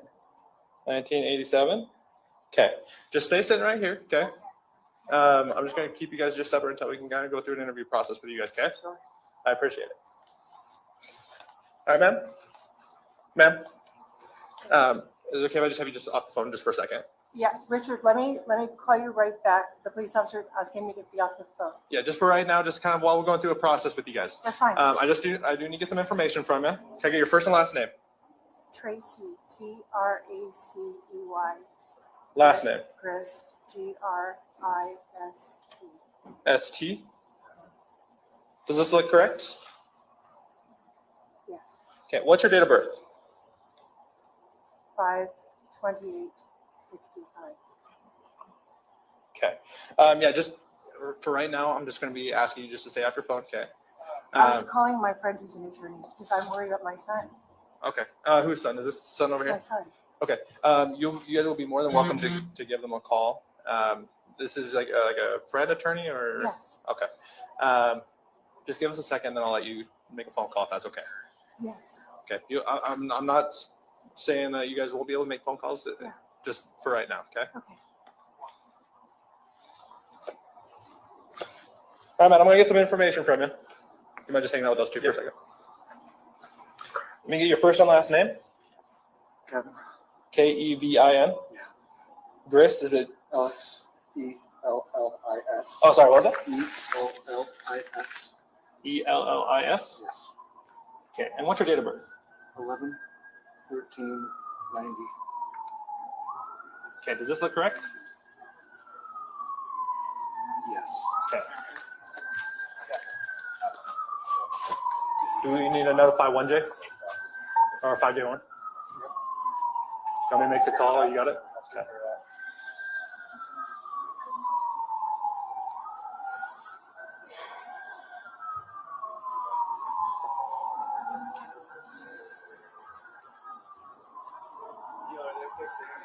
I want them all separated for now. I apologize. Until we go through an interview process, we want to keep everybody separated.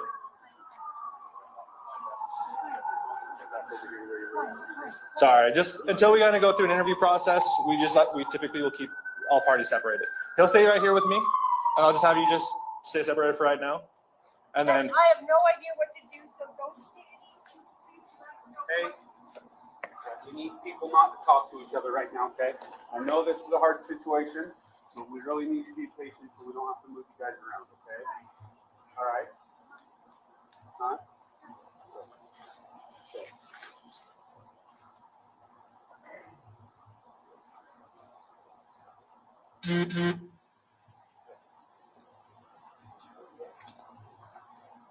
Kevin, is there anyone else in the house that we need to be aware of? There are kids upstairs. There are kids upstairs. There are kids upstairs.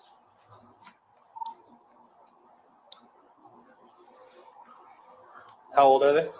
Young. How old are your kids, Kate? We have kids upstairs. Okay. Two kids? How many? Yeah. Two. No more questions this time, Your Honor? Cross? Yes, Your Honor. Thank you.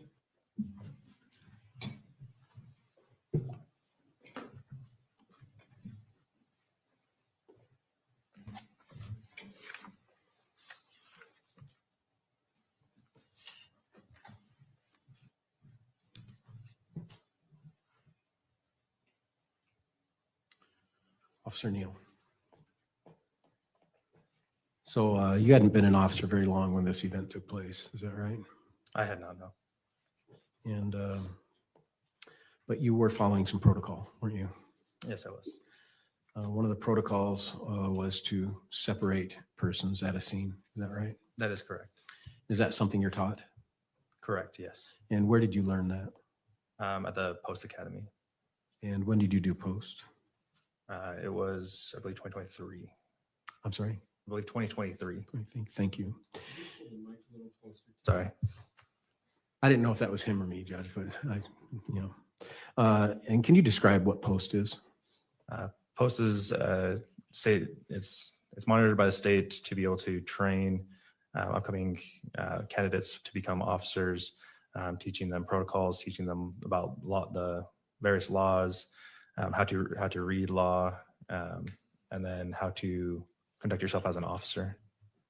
Crime scene protection, all sorts of different trainings. Correct. Am I right on that? Yes. And probably some weapon training. Correct, yes. Just general law enforcement training. Correct. Right? What does POST stand for? I wouldn't be able to tell you that. Police officer something. Does that sound right? Yeah. Yeah. And where did you do POST at? It was up in Sandy at the State Post Center.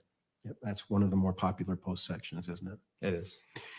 And as part of your investigation in this case, you separated the persons who were there, correct? Correct, yes. And you also had some interaction with law enforcement to assure that you were properly protecting the crime scene. Is that correct? Correct, yes. And then also you wrote a report. Is that right? I did, yes. And have you had an opportunity to review your report? Not today, no. Did you do it in the past few days in preparation for today's trial? I did, yes. Okay. And in your report, do you recall when you completed your report? Like the time? Yeah. I don't recall the exact time. Did you do it on a different day? Did you do it on that shift? Do you recall when you did that? I wouldn't be able to tell you the exact time, like the exact day of time. Do you have your report on you? I do not. May I approach a witness, Your Honor? Yes.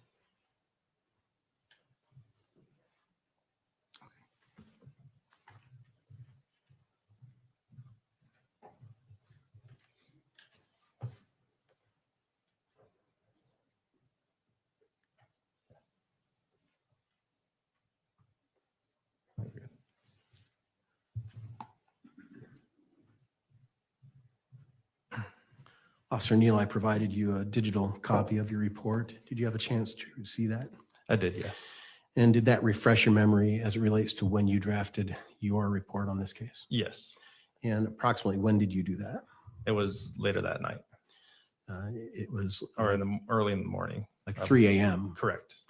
And so it wasn't that many hours after you were at the crime scene when you did your report. Is that accurate to say? That is correct. And is there a reason why you do reports near in time to an event that takes place? It's to try and make sure that we remember it as much as possible. Are you trained in post to do that? Yes. And are you explained why you should do it as soon as possible? Also correct, yes. And what is the reason they say you should write your reports as soon as possible? Just because the longer you go in between, you may forget details. So the longer time spans, the less you remember. The shorter time spans, the more you remember about an event. Correct. On this particular event, you had yourself, Officer Laycock, Officer Stimson, and Officer Guerrera, correct? That is correct. And were there more that came throughout the evening? Yes, there was.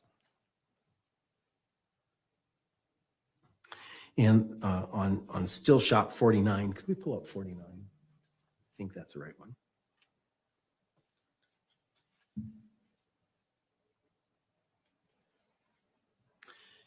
You recognize this photo?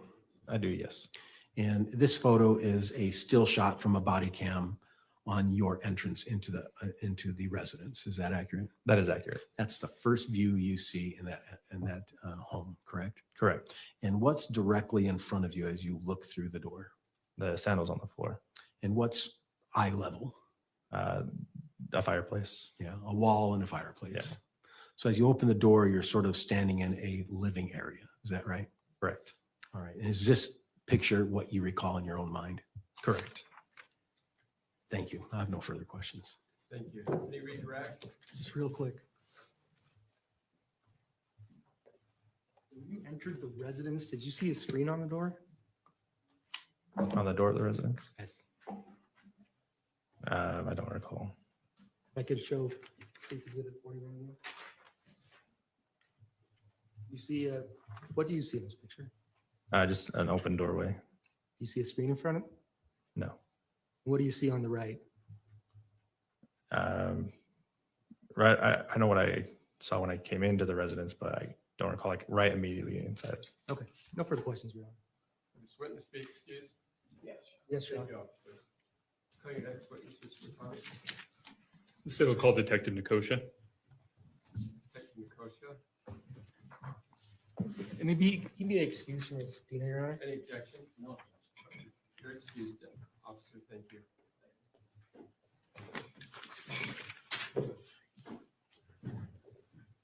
Switch. You know what? Just show me. Officer Nicosia, if you come forward, I'll swear you in. Raise your right hand. You swear or affirm under the laws of the state of Utah, penalty of perjury, that the testimony you give this matter today will be true and correct, so help you God. Yes.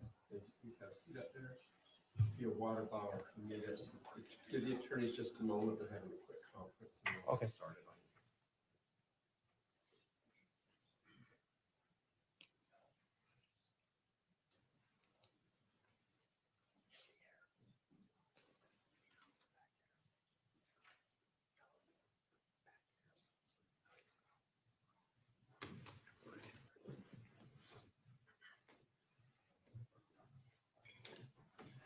Detective Nicosia, would you please state your full name and spell your last?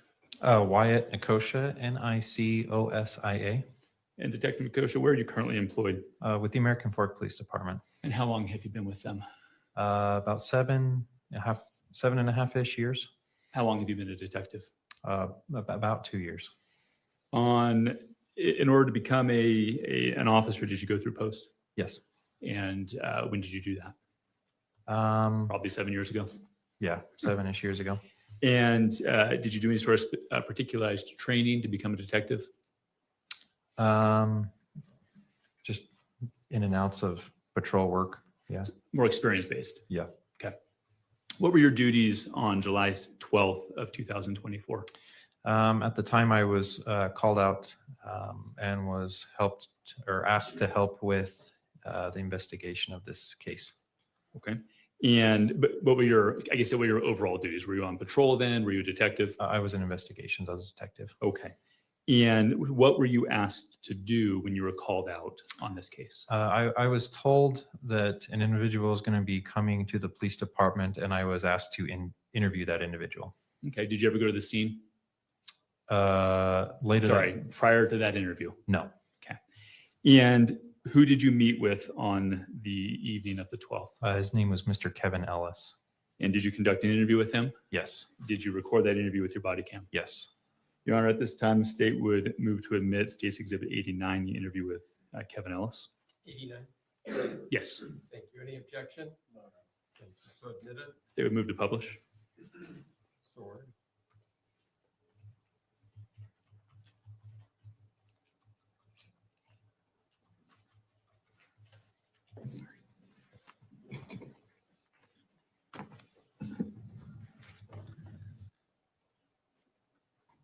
If we pause that there for a second. I said the evening of the 12th. It looks like it might have been the early morning hours of the 13th. Is that? Yeah, it looks from like the timestamp. It was, I mean, just past midnight. Okay. And who's that individual in front of you? At the time, that was Mr. Kevin Ellis's attorney. I believe his name was Richard Bernard. Okay, thank you. Go ahead.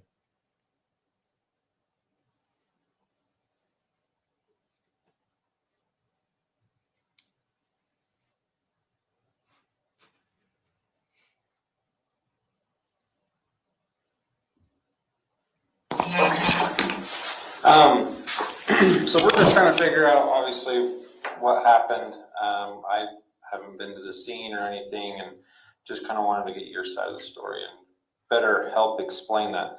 Obviously, you're here at the police department, so you're kind of being detained at the time as we're questioning and everything. So I just want to make sure you're aware of your rights. Obviously, your lawyer's already here, and he's present with you, but I just want to make sure we got all of our bases covered. So I'm just going to read this. Doesn't mean you're under arrest or anything, just means you're aware of your rights, okay? So you have the right to remain silent. Anything you say can and will be used against you in a court of law. You have the right to talk to a lawyer and have the lawyer present with you while they're being questioned. If you cannot afford to hire a lawyer, one will be appointed to represent you before questioning if you wish. You can decide at any time to exercise these rights and not answer any questions or make any statements. Do you understand your rights as I have explained to you? Yes. Okay.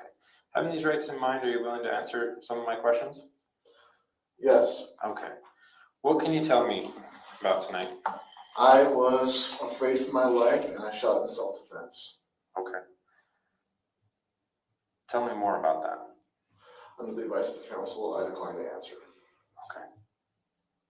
Okay. Anything else that you want to tell me that you would think helped in this investigation, or?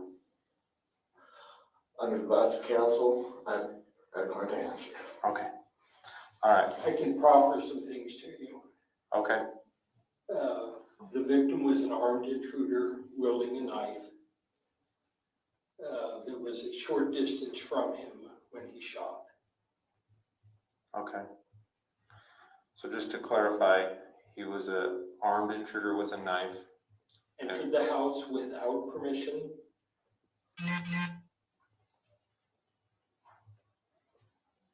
Took him and Tracey by surprise. Was clearly agitated. Was wielding a knife, and that's the point at which he, and was to the wall, you said? Was afraid for his life and shot self-defense. Okay. And so who is, maybe some background to this, not about what happened, but who is this gentleman to you?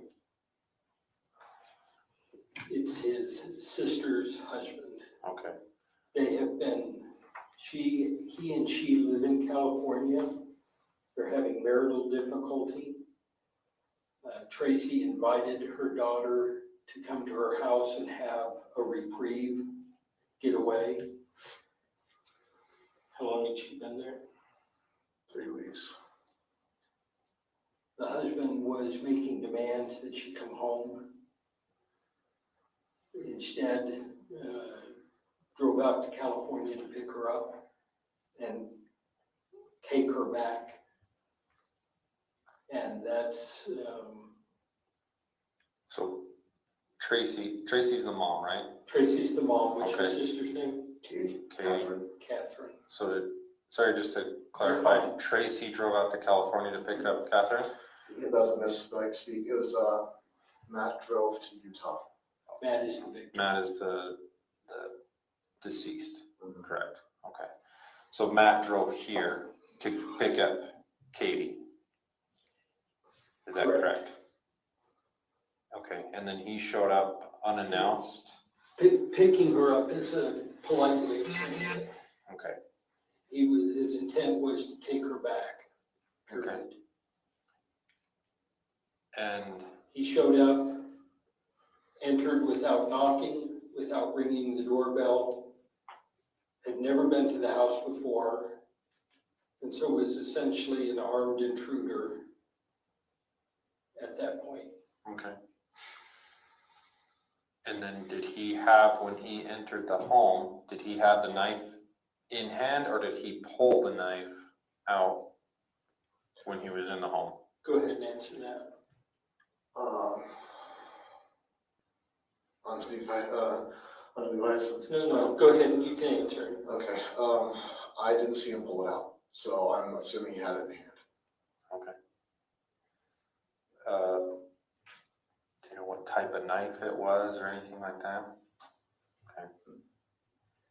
No idea. But you knew, is it Mike?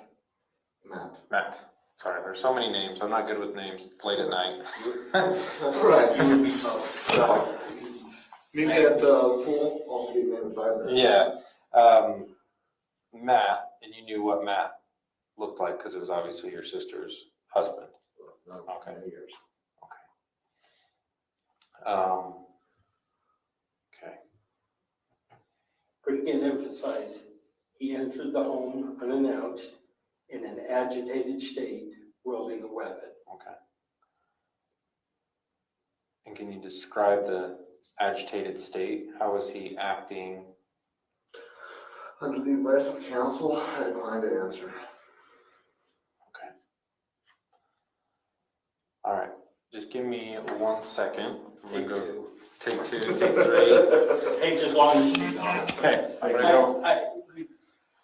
We know you have a job to do. We want to help you do it and preserve his rights as well. Okay. Okay. Give me a second. Thank you. Detective Nicosia, I think when we started that, it was about 12:08 in the morning. Do you remember what time Kevin arrived to the police station?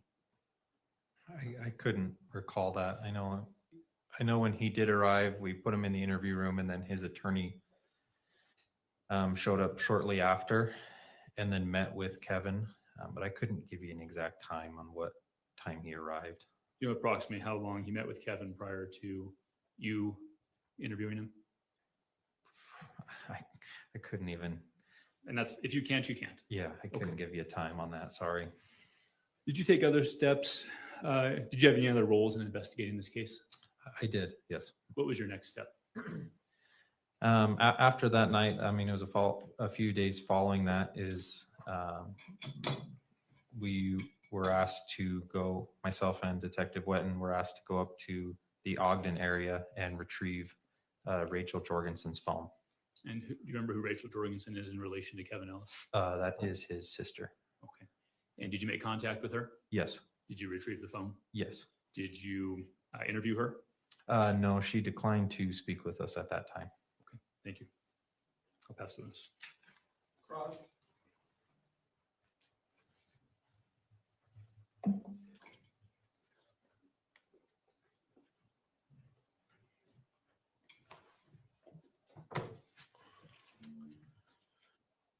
Just to be clear, Officer Nicosia. Okay. When we saw the body cam just a moment ago, you were following the attorney, Richard Bernard, correct? That is correct. So had Mr. Bernard already met with Kevin at that point in time?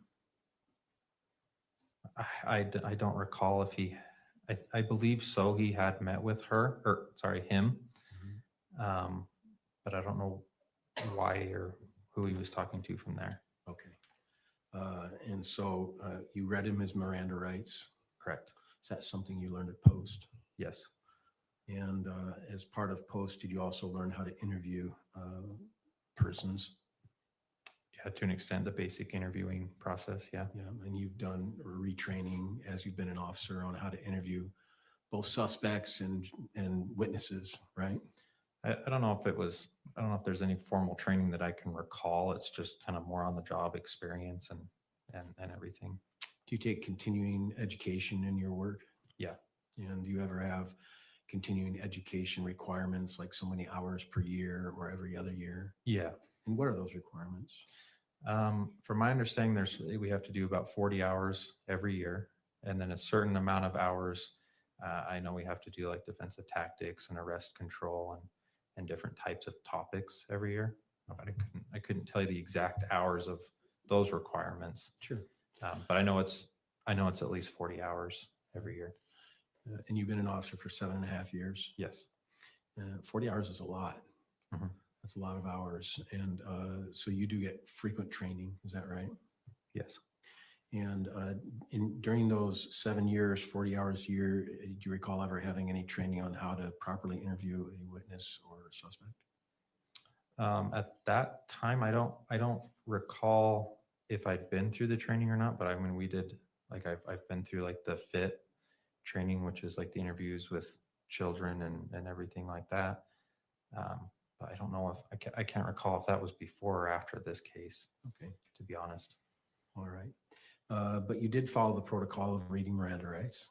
Yes. Right? And as part of your process in this, you also had an opportunity to write a report.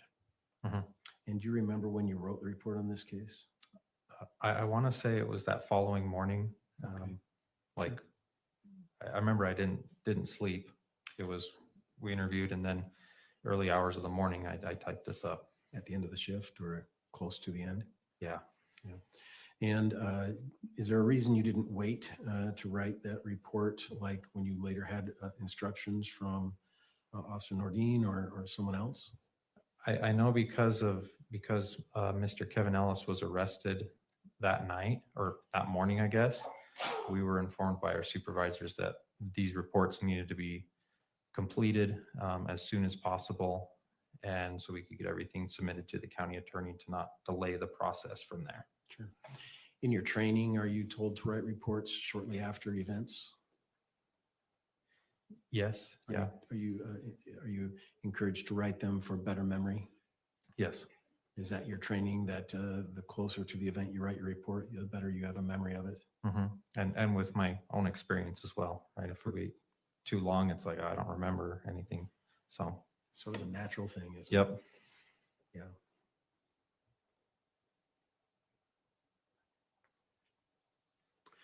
And you obtained some while later a phone record of a family member of the involved parties of this case, right? That is correct. Yeah.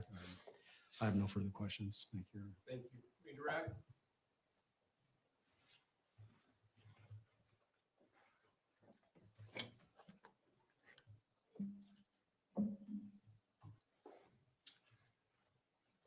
No, you are. Thank you. Can this officer be excused? Please, and if you could be released from subpoena. No. Thank you, officer. You're free to go. Thank you. Next, Mr. Brown. State will call Officer Colton Fraughton. Colton who? Fraughton. Thank you.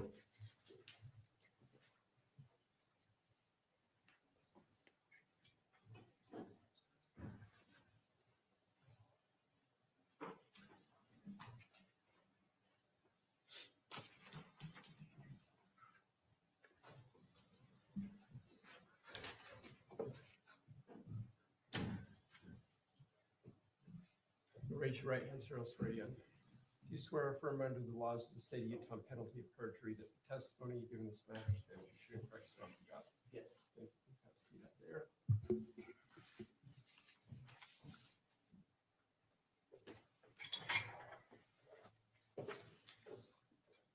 They have identified you as Officer Colton Fraughton. Is it detective? It's officer now, yeah. Okay, Officer Fraughton. Would you please state your full name and spell your first and last? It's a Colton Fraughton, KOLTENFRAUGHTON. And Officer Fraud, how are you currently employed? I'm employed with American Fork Police Department. In what capacity? As a canine officer on patrol. And how long have you been with American Fork? 8 years. Have you been an officer longer than that, or is that your entire? That's my entire career. Okay. Did you go through post? Yes, I did. Obviously graduated. Yes, I did. In July of 2024, were you also a patrol officer? No, I was a detective. And what were your assignments as a detective in July of 2024?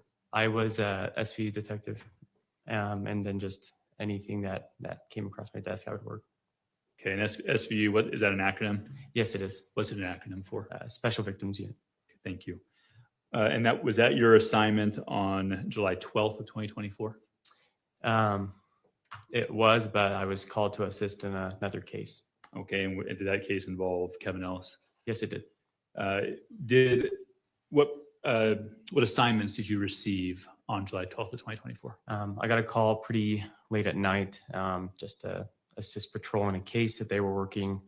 I arrived at 114 South 92 East, I believe, and I was asked to transport Tracey Grist to the American Fork Police Department.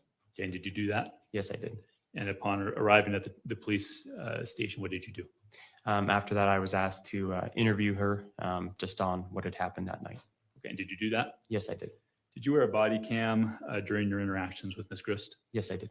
And did that accurately capture your interactions with Ms. Grist? Yes, it does. Have you reviewed it since that time? Yes, I have. Your Honor, at this time, I would move to admit 2 clips, states 90 and 91, which are both body cam footage. Any objection? Thank you, so ordered. Permission to publish? Yes. We'll start with 90, please.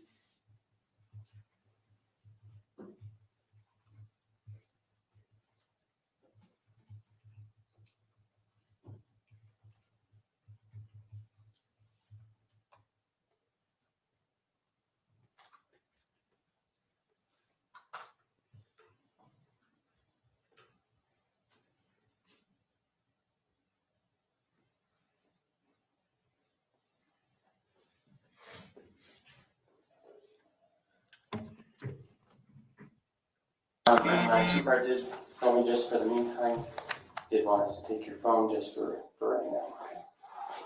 So again, we'll get it back once we're done, if you need to make a phone call, so I'll give it to you. So I know that you had mentioned that you may want to talk to a lawyer friend that you have. So let me just give you your address again. Doesn't mean you're in trouble, doesn't mean you're under arrest. Okay.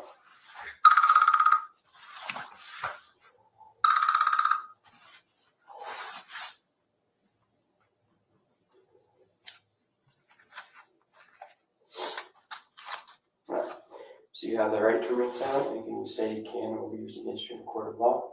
You have the right to talk to a lawyer and have him or her present while you're being questioned.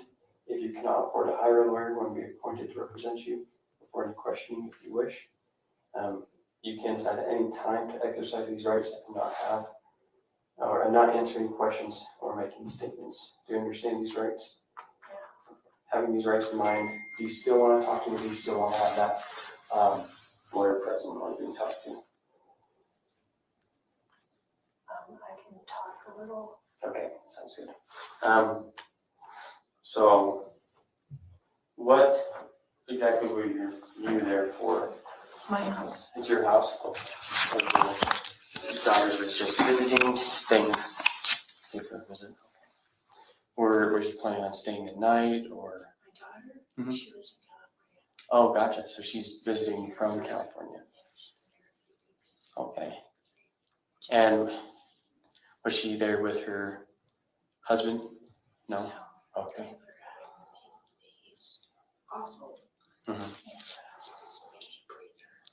So she came to hang out with me. Gotcha. And she brought her 2 kids with her? Yeah. And they just have those 2 kids, no others? Okay. There's no paperwork or anything. She just came for a breather. Gotcha. Did you go pick her up or did she fly here or drive herself? Or? She rented a car. Rented a car. Gotcha. And was that his truck outside of your house? Yes. But well, there's Both of theirs? yeah, Gotcha. Yeah, and when I say his, hers, yeah, that's, thank you for clarifying that. That's both theirs, but, so what kind of problems were they having? Do you know? You don't know? I Okay. mean, I don't know. And that's okay. If you don't know, you don't know, right? So, I mean, I have an idea, but it's so nebulous, so I don't know. gotcha. Well, sometimes little details for us kind of paint the picture and that to what exactly happened, right? So that's why I ask. When did he get here to Utah? Do you know? I think about a little bit after 10. A little bit after 10. Okay. And did he call beforehand? Did he text? Did she know he was on his She knew way? he was coming. Okay. And she was going to talk with him. And I was in the kitchen, and next thing I know, he was in the kitchen. He was like, hey, I go, hi. Do you know if they had a conversation before? Or? I have no idea. Okay.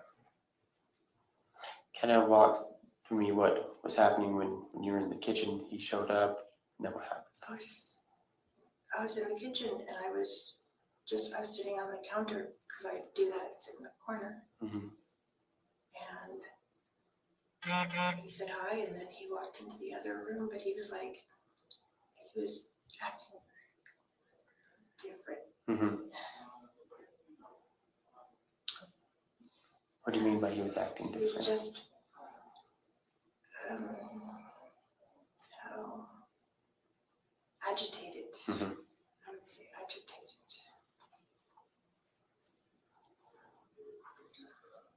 What happened after that, after he walked away?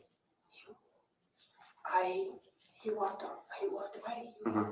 He said, is Katie upstairs? And I said, yeah, she'll come down. That's the last. I heard gunshots. What I know are gunshots now. Mm-hmm. I've never heard a gun really fired. Except for I guess Okay. And what were you doing when you heard the gunshots? just sitting on the counter. Just in the same spot when he walked in? Yeah. Okay. Well, what did you do after you heard the gunshots? I ran into where the bottom of the stairs to go check on my daughter because Mm-hmm. I thought something might happen to my daughter. Gotcha. And what did you see when you went down the She stairs? was on the ground, laying down, face down.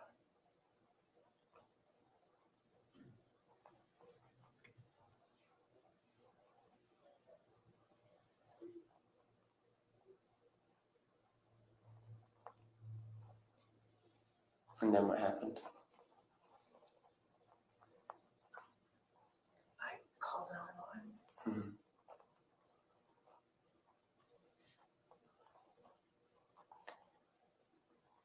What was your daughter doing wrong when you came downstairs? When I came down to what? Yeah, when you came I down the went stairs. upstairs. Oh, sorry, my apologies. I misunderstood. Do you know who this is?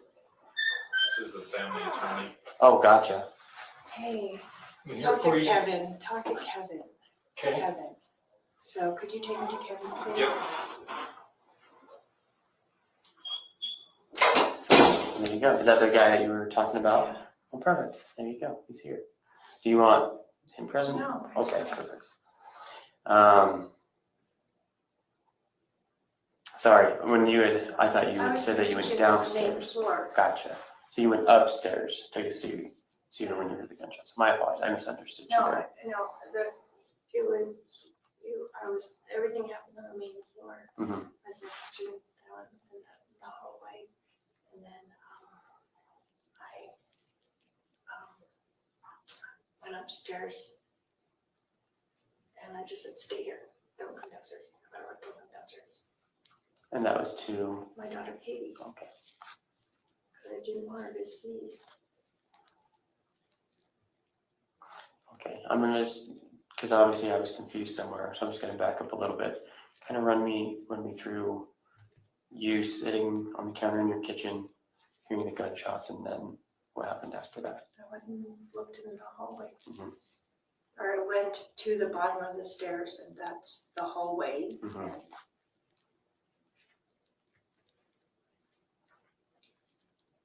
I don't know what else happened.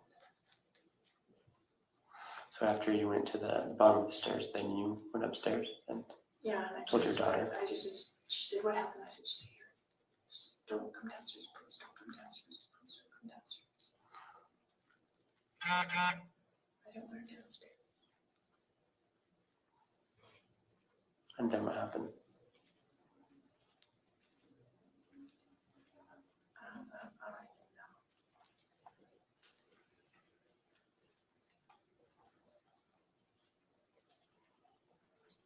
I don't even know.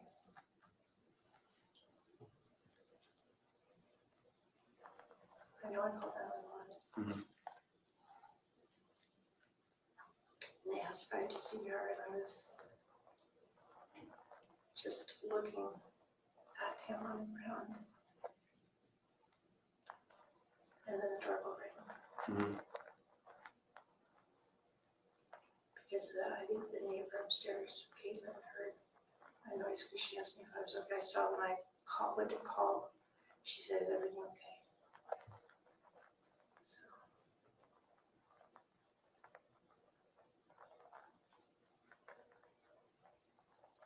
And what's your daughter's name? Sorry, I don't want to keep referring to her as your daughter, Katie. Okay, and you probably mentioned that, but I heard Caitlin, and I didn't want to get confused.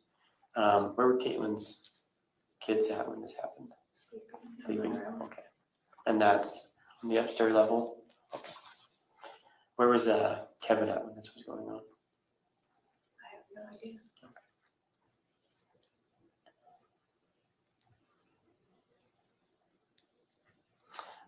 Well, thank you for kind of letting me know on your side of things what was going on. So I'll step out, and if we have more questions for you, I'll let you know. Okay. Okay. Thanks.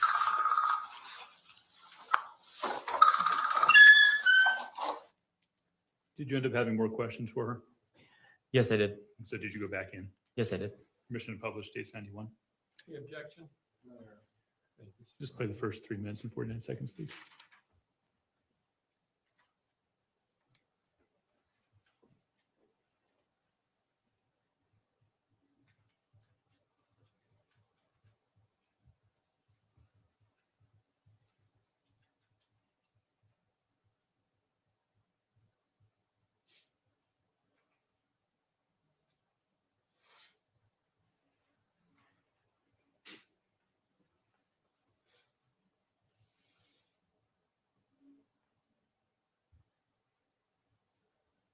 And pause it now, there for a second. What time is it now? 1:44. On the 13th. Correct. You remember what time you ended your interview on the previous body cam? I did not. Now she has the attorney with her, is that correct? That's correct. All right, I'm going to play that.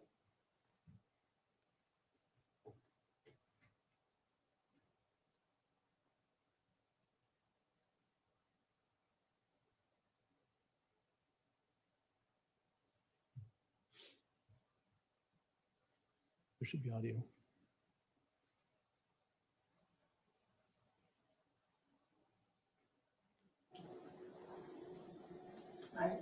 Just back that up 10 seconds.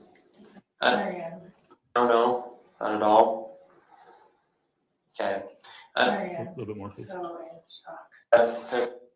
You know, I just wanted to kind of give you some time to think. I know you were saying a lot of I don't knows and stuff like that, but has anything else come to your mind right now? No, not at all.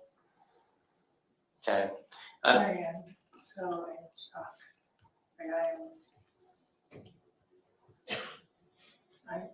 Did his parents know? Did someone call his parents? I assume someone has at this point. I've only been here with you, to be honest, so all that information I don't even know myself. The only information I know is kind of what you've told me, and then that's about it. So. Or is Katie here too? I believe she is, and with her kids came with her, yeah, so they're not alone by themselves. Where's Rory? Rory went to Rachel's house. You know, did, Uh-huh. okay.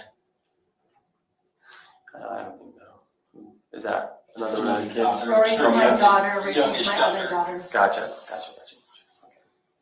Okay. So just to be like candid, I kind of feel like you do know a little bit more than you're letting on. Nope. Okay. It was, he appeared And and I was in the kitchen. And I guess did I'm not see- more talking about with kind of stuff with Kevin. With Kevin? Mhm. Nope. Not at all. No idea where he was.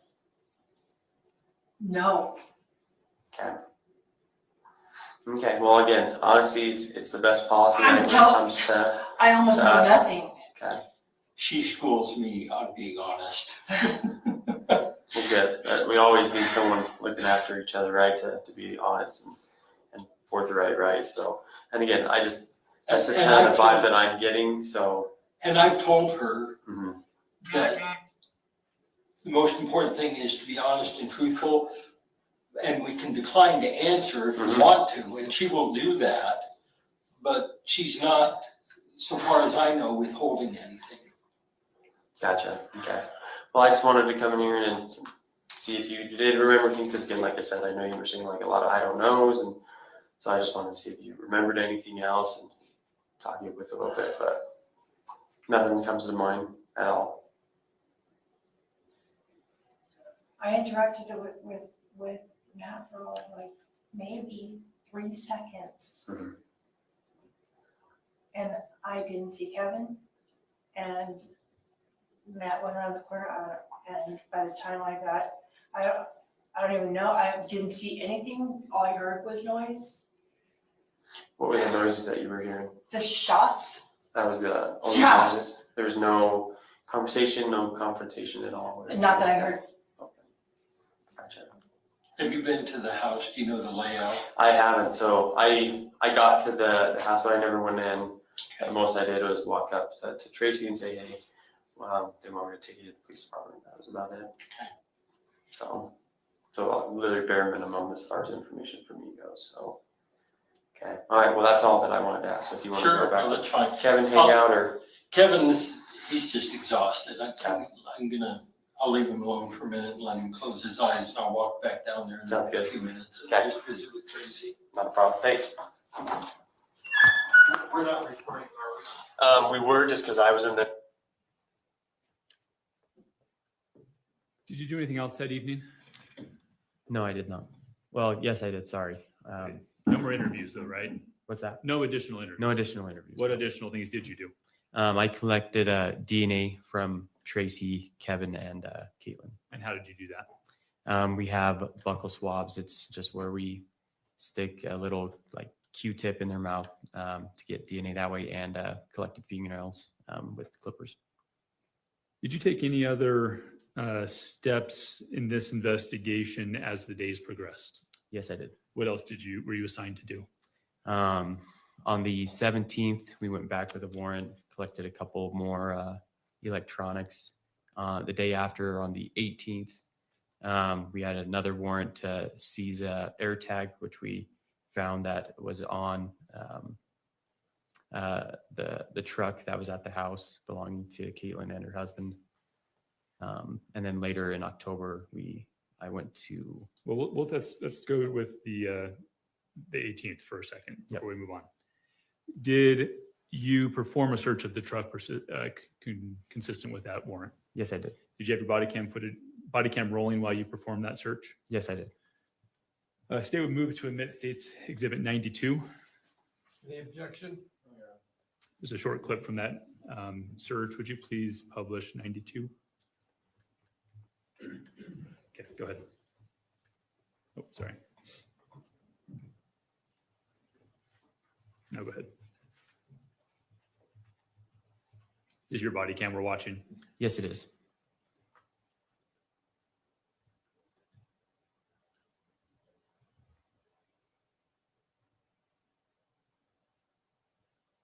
Who is that there with you? That is Detective Wetton. Thank you.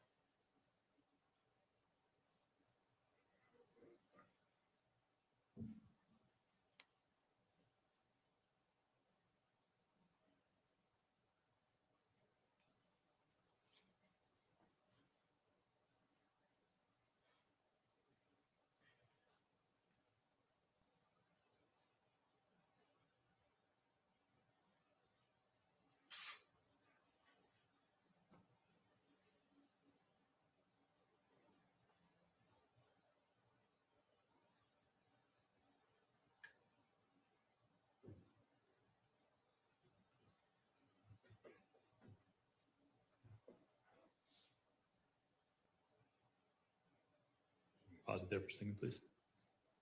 What is that? What is the video depicting right now? That is me holding the air tag that. And where was it found? In a little, I don't know if it was a trash bin or just a container, a little felt container that they had in the truck. Okay, was it at the bottom of it? Yes, it was. Okay. Did that end your involvement for the initial arrest of Kevin Ellis? Yes. Did you eventually participate further in this investigation? Yes, I did. What additional steps did you take? In October, I received another warrant to arrest Tracey Grist. And anybody else? Not as far as I was concerned. You were only assigned to one warrant? Yes, I was. Okay, thanks. Pass witness. Cross.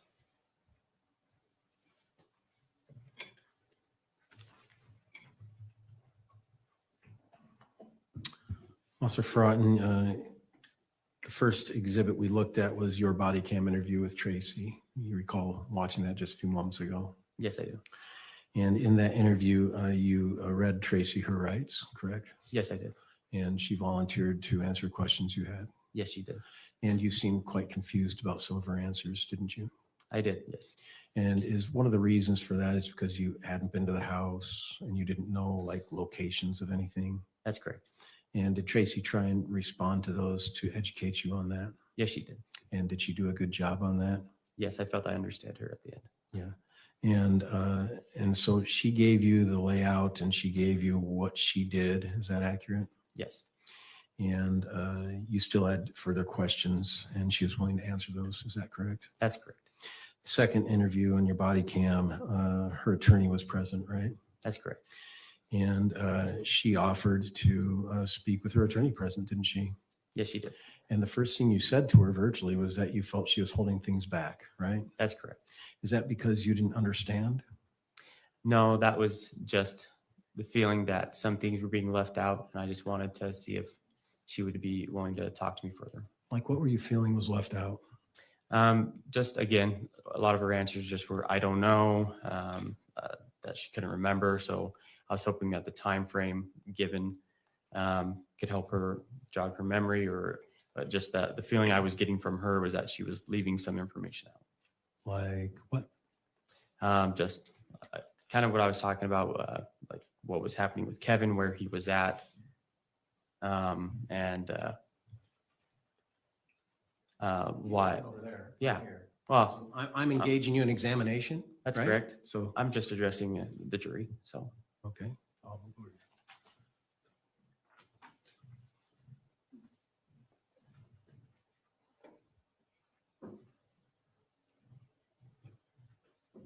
Officer, have you been trained how to testify in court? I would say I've probably been to maybe one, maybe two. Officer, have you been trained how to testify in court? Like I said, I've been to probably one or two trainings. Okay. And you keep avoiding my eye contact, and you keep making contact with the jury. And is that something you're trained to do? Yeah, when the trainings that I've gone to say to address the jury when asked questions. And why is that? That's just what they tell you to do. So they tell you not to address the person who you're engaging with a conversation. I'm going to object to relevance. I think it's relevant. Real loud, but I think you kind of beat that horse. All right, I'll let the horse go then, Judge. Officer, my client is Tracey Grist. You understand that, right? Yes, I do. She cooperated with you when she was interviewed with you, correct? Yes, she did. When you collected the air tag, you found it from a canvas bag that was in the truck, right? That's correct. And then when you arrested Tracey, did she cooperate with you? Did she run? Did she flee? Did she try to do anything like that? When we I'm sorry, opened did the she door, run? Did she flee? That's what I'm getting to. When we opened the door, she did run up the stairs and she was told to stop. So she was going upstairs. That's correct. Okay. Was there an exit upstairs? Not that I'm aware now. Okay. And was Kate living at that house at the same time? It was at a different apartment in, I believe, Salt Lake County. Okay.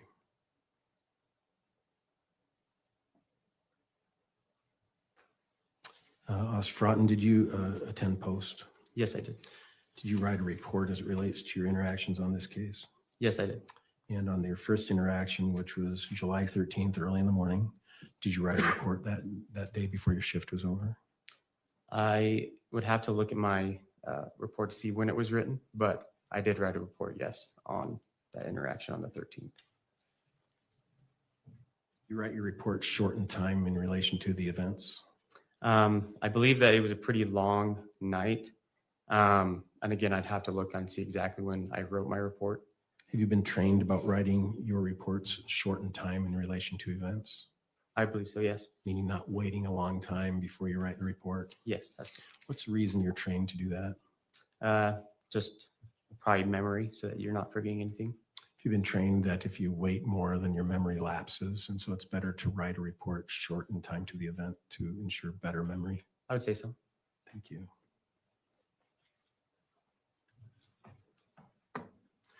One more, Officer Front, and I just want to look at my notes. 1 second. But I always have to look at them with a pen in my hand. I don't know why. No worries.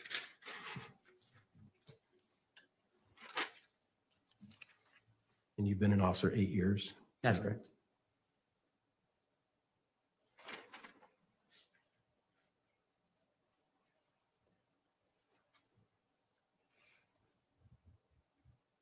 And just to clarify, in Exhibit 91, which is your body cam, she informed you that she didn't hear any confrontation and no conversation between her, between Kevin and the deceased Matthew Ellis. Is that right? That's correct.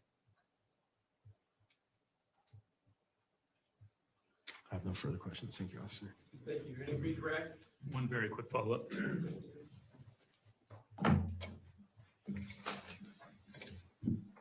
When writing your report, do you have any tools available to you to refresh your memory?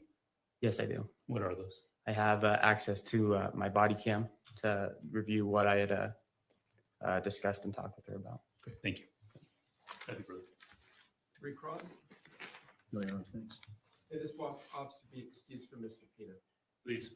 Yes. Thank you, officer. Thank you, Your Honor. The State Call Sergeant Falmina. Thank you. Under the laws of the state of Utah, punishing perjury. Please introduce yourself to the jury by telling them your name and where you're employed. Yes, my name is Jen Famuina, and I'm employed with the Utah Department of Public Safety. Would you mind spelling your last name for the record? Yes, of course. It is spelled Faumuina. How long have you been a law enforcement officer? I've been an officer now for 13 years. And what degrees do you hold?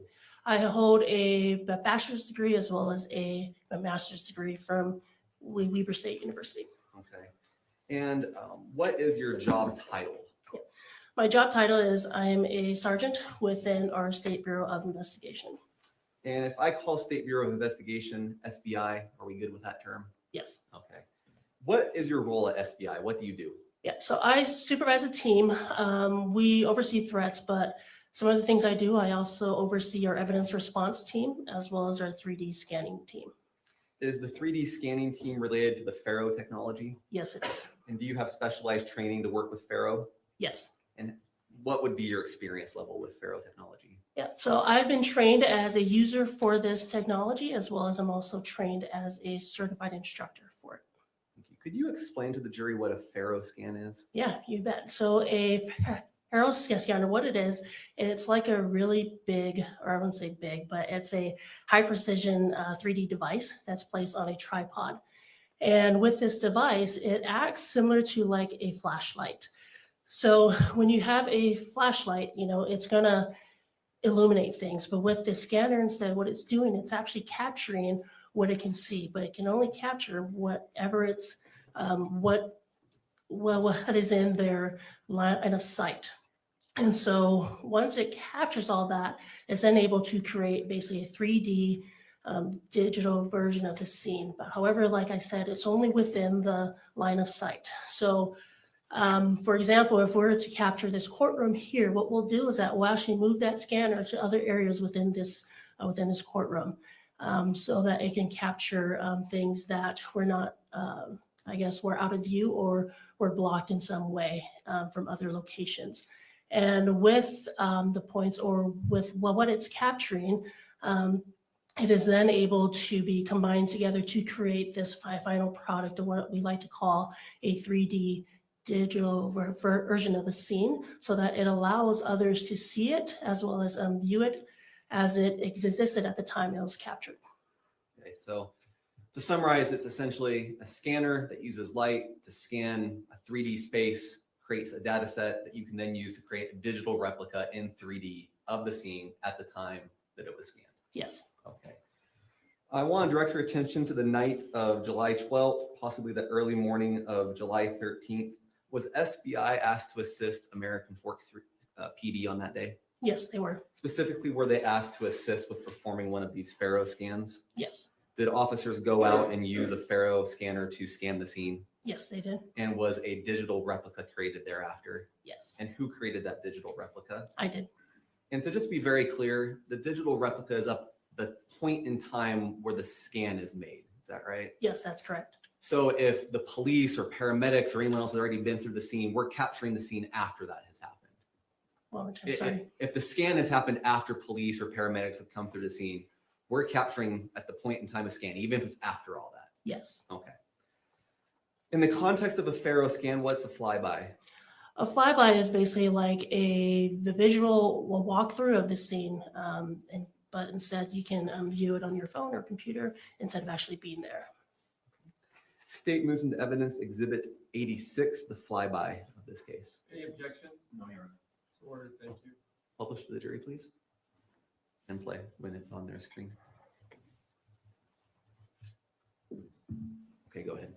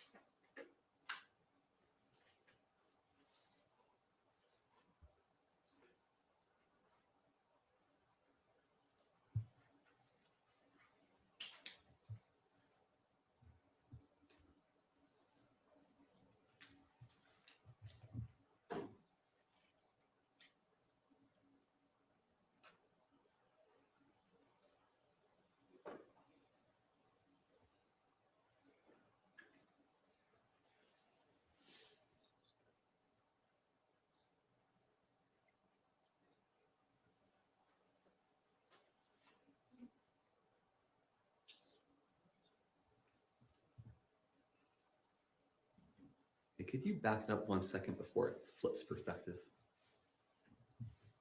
Yeah, right there is fine. Sergeant Falmina, we see some yellow triangles with numbers. What are those? Those are digital evidence markers that were superimposed into the 3D version you see here that was superimposed over the physical evidence markers on scene. And is that just to make the evidence markers more visible on the digital replica? Yes. And I see a black box here. What is that? That black box is just, it's covering the decedent. It's essentially a redaction where the body is. Yes. Okay. And lastly, we see some parts on this scan that don't have color, don't have, a visual indicator. It basically looks like it's missing. Is that because the Faro scan, as you mentioned, only can scan what it sees? And Yes. that's just a missing part where it didn't capture something? Yes. Okay. We can take that down. In the context of the Faro scan, what's an aerial view? An aerial view is almost like, it's similar to a walkthrough as well. It's just a top view of the scene. Did you create any aerial views in this case? Yes, I did. Did you create an aerial view out in the street area and then an aerial view in the house area? Yes. Your Honor, the state moves into evidence exhibits 87 and 88. Any objection? No, Your Honor. Thank you. So ordered. Please publish 87.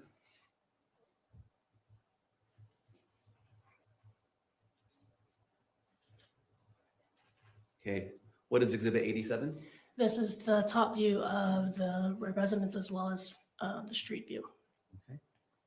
And then please move to 88. And what is 88? This is the top view of the residence. And are these the same evidence markers in black box for the body? Yes. Thank you. Nothing further, Judge. Cross. No questions. Thank you, Mr. May we release the witness from the subpoena? Any objection? No objection. Thank you. Can we take a break real quick, Your Honor? Yes, let me talk with both of you. So let's take a brief recess from the jury. All rise for the.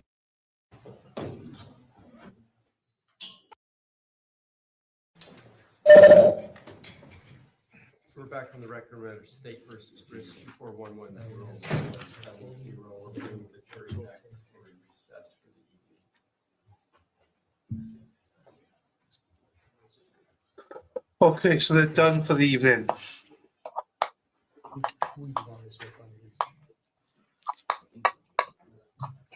Let me skip ahead to the jury then. See what time they come in. Oh, or have I missed it? Here we go. That's for the evening. I'm going to let you go home. We're going to start tomorrow at 9 a.m. for a couple of reasons. One, we're supposed to have bad weather tomorrow. You know how we are in Utah. When we get bad weather the first time, everybody drives like we've never seen snow before. So if we start at 9, we'll have a sunny, beautiful day. If we start at 8:30, it'll be a blizzard. So we're going to shoot for 9 and have it be sunny. Also tomorrow, we're going to have an extra hearing. I think we've got an extra trial going on. It's going to be a very crowded courtroom or courthouse tomorrow. There's going to be extra security, maybe extra media present.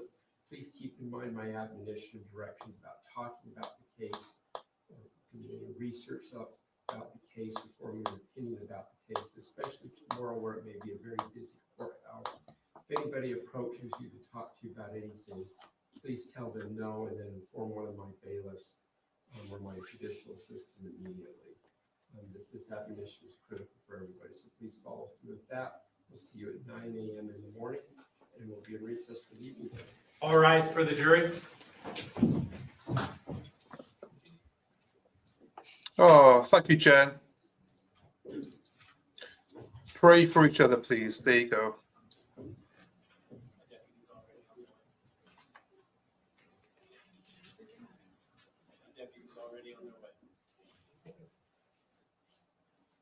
All right, thank you. Please be seated.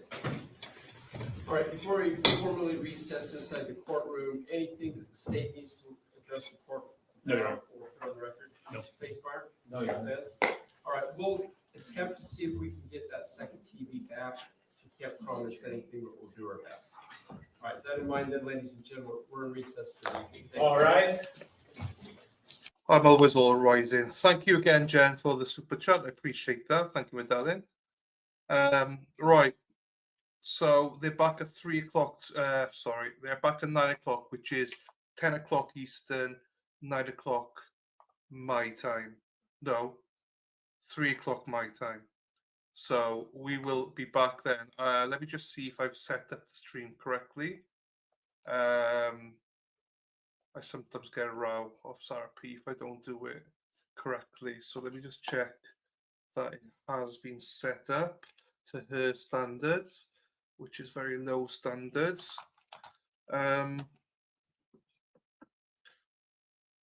Yes, it is. I will set it. There you go. I'll set it. So wherever time we do start in the mornings, that's the time we're starting tomorrow. Court starts at 9 Central, so we'll do 2:45. No, we will do 8:45 Central, and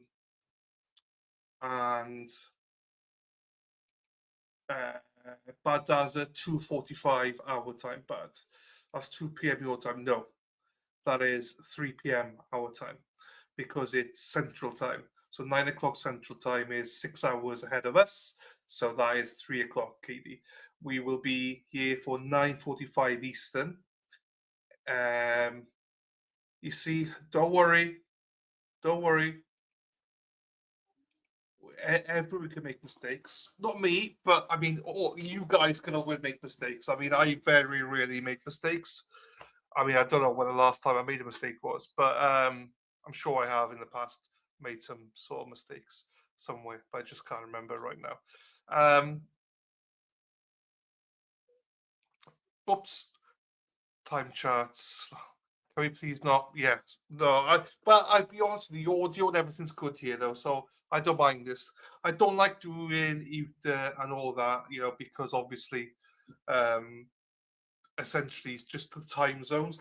So I obviously have to start a lot later than if it was Eastern. So I like Florida trials, and I also like Texans because Texas normally starts about 8:30. So that I like that because that means it's about 2:30 our time. So it is what it is. Right, everyone. Thank you very much for being here today for the 3 streams. Ugh, I'm tired now. That's 3 streams done. Thanks, Darren Hack. And we will be back tomorrow live. They should be either resting tomorrow or Monday. So, and we got the NFL draft on Thursday, next Thursday. I can't fucking wait. So, right, everybody, take care. Have a great evening. And on the way out, we will do the Sarah P songs. Oh, thank you very much. What's this? Welcome. Whale what? Welcome. Welcome. I'm sorry, honey. They're not serving so whale sorry, semen. baby. I've got Twinkle, twinkle, little snitch. Mind your own business, you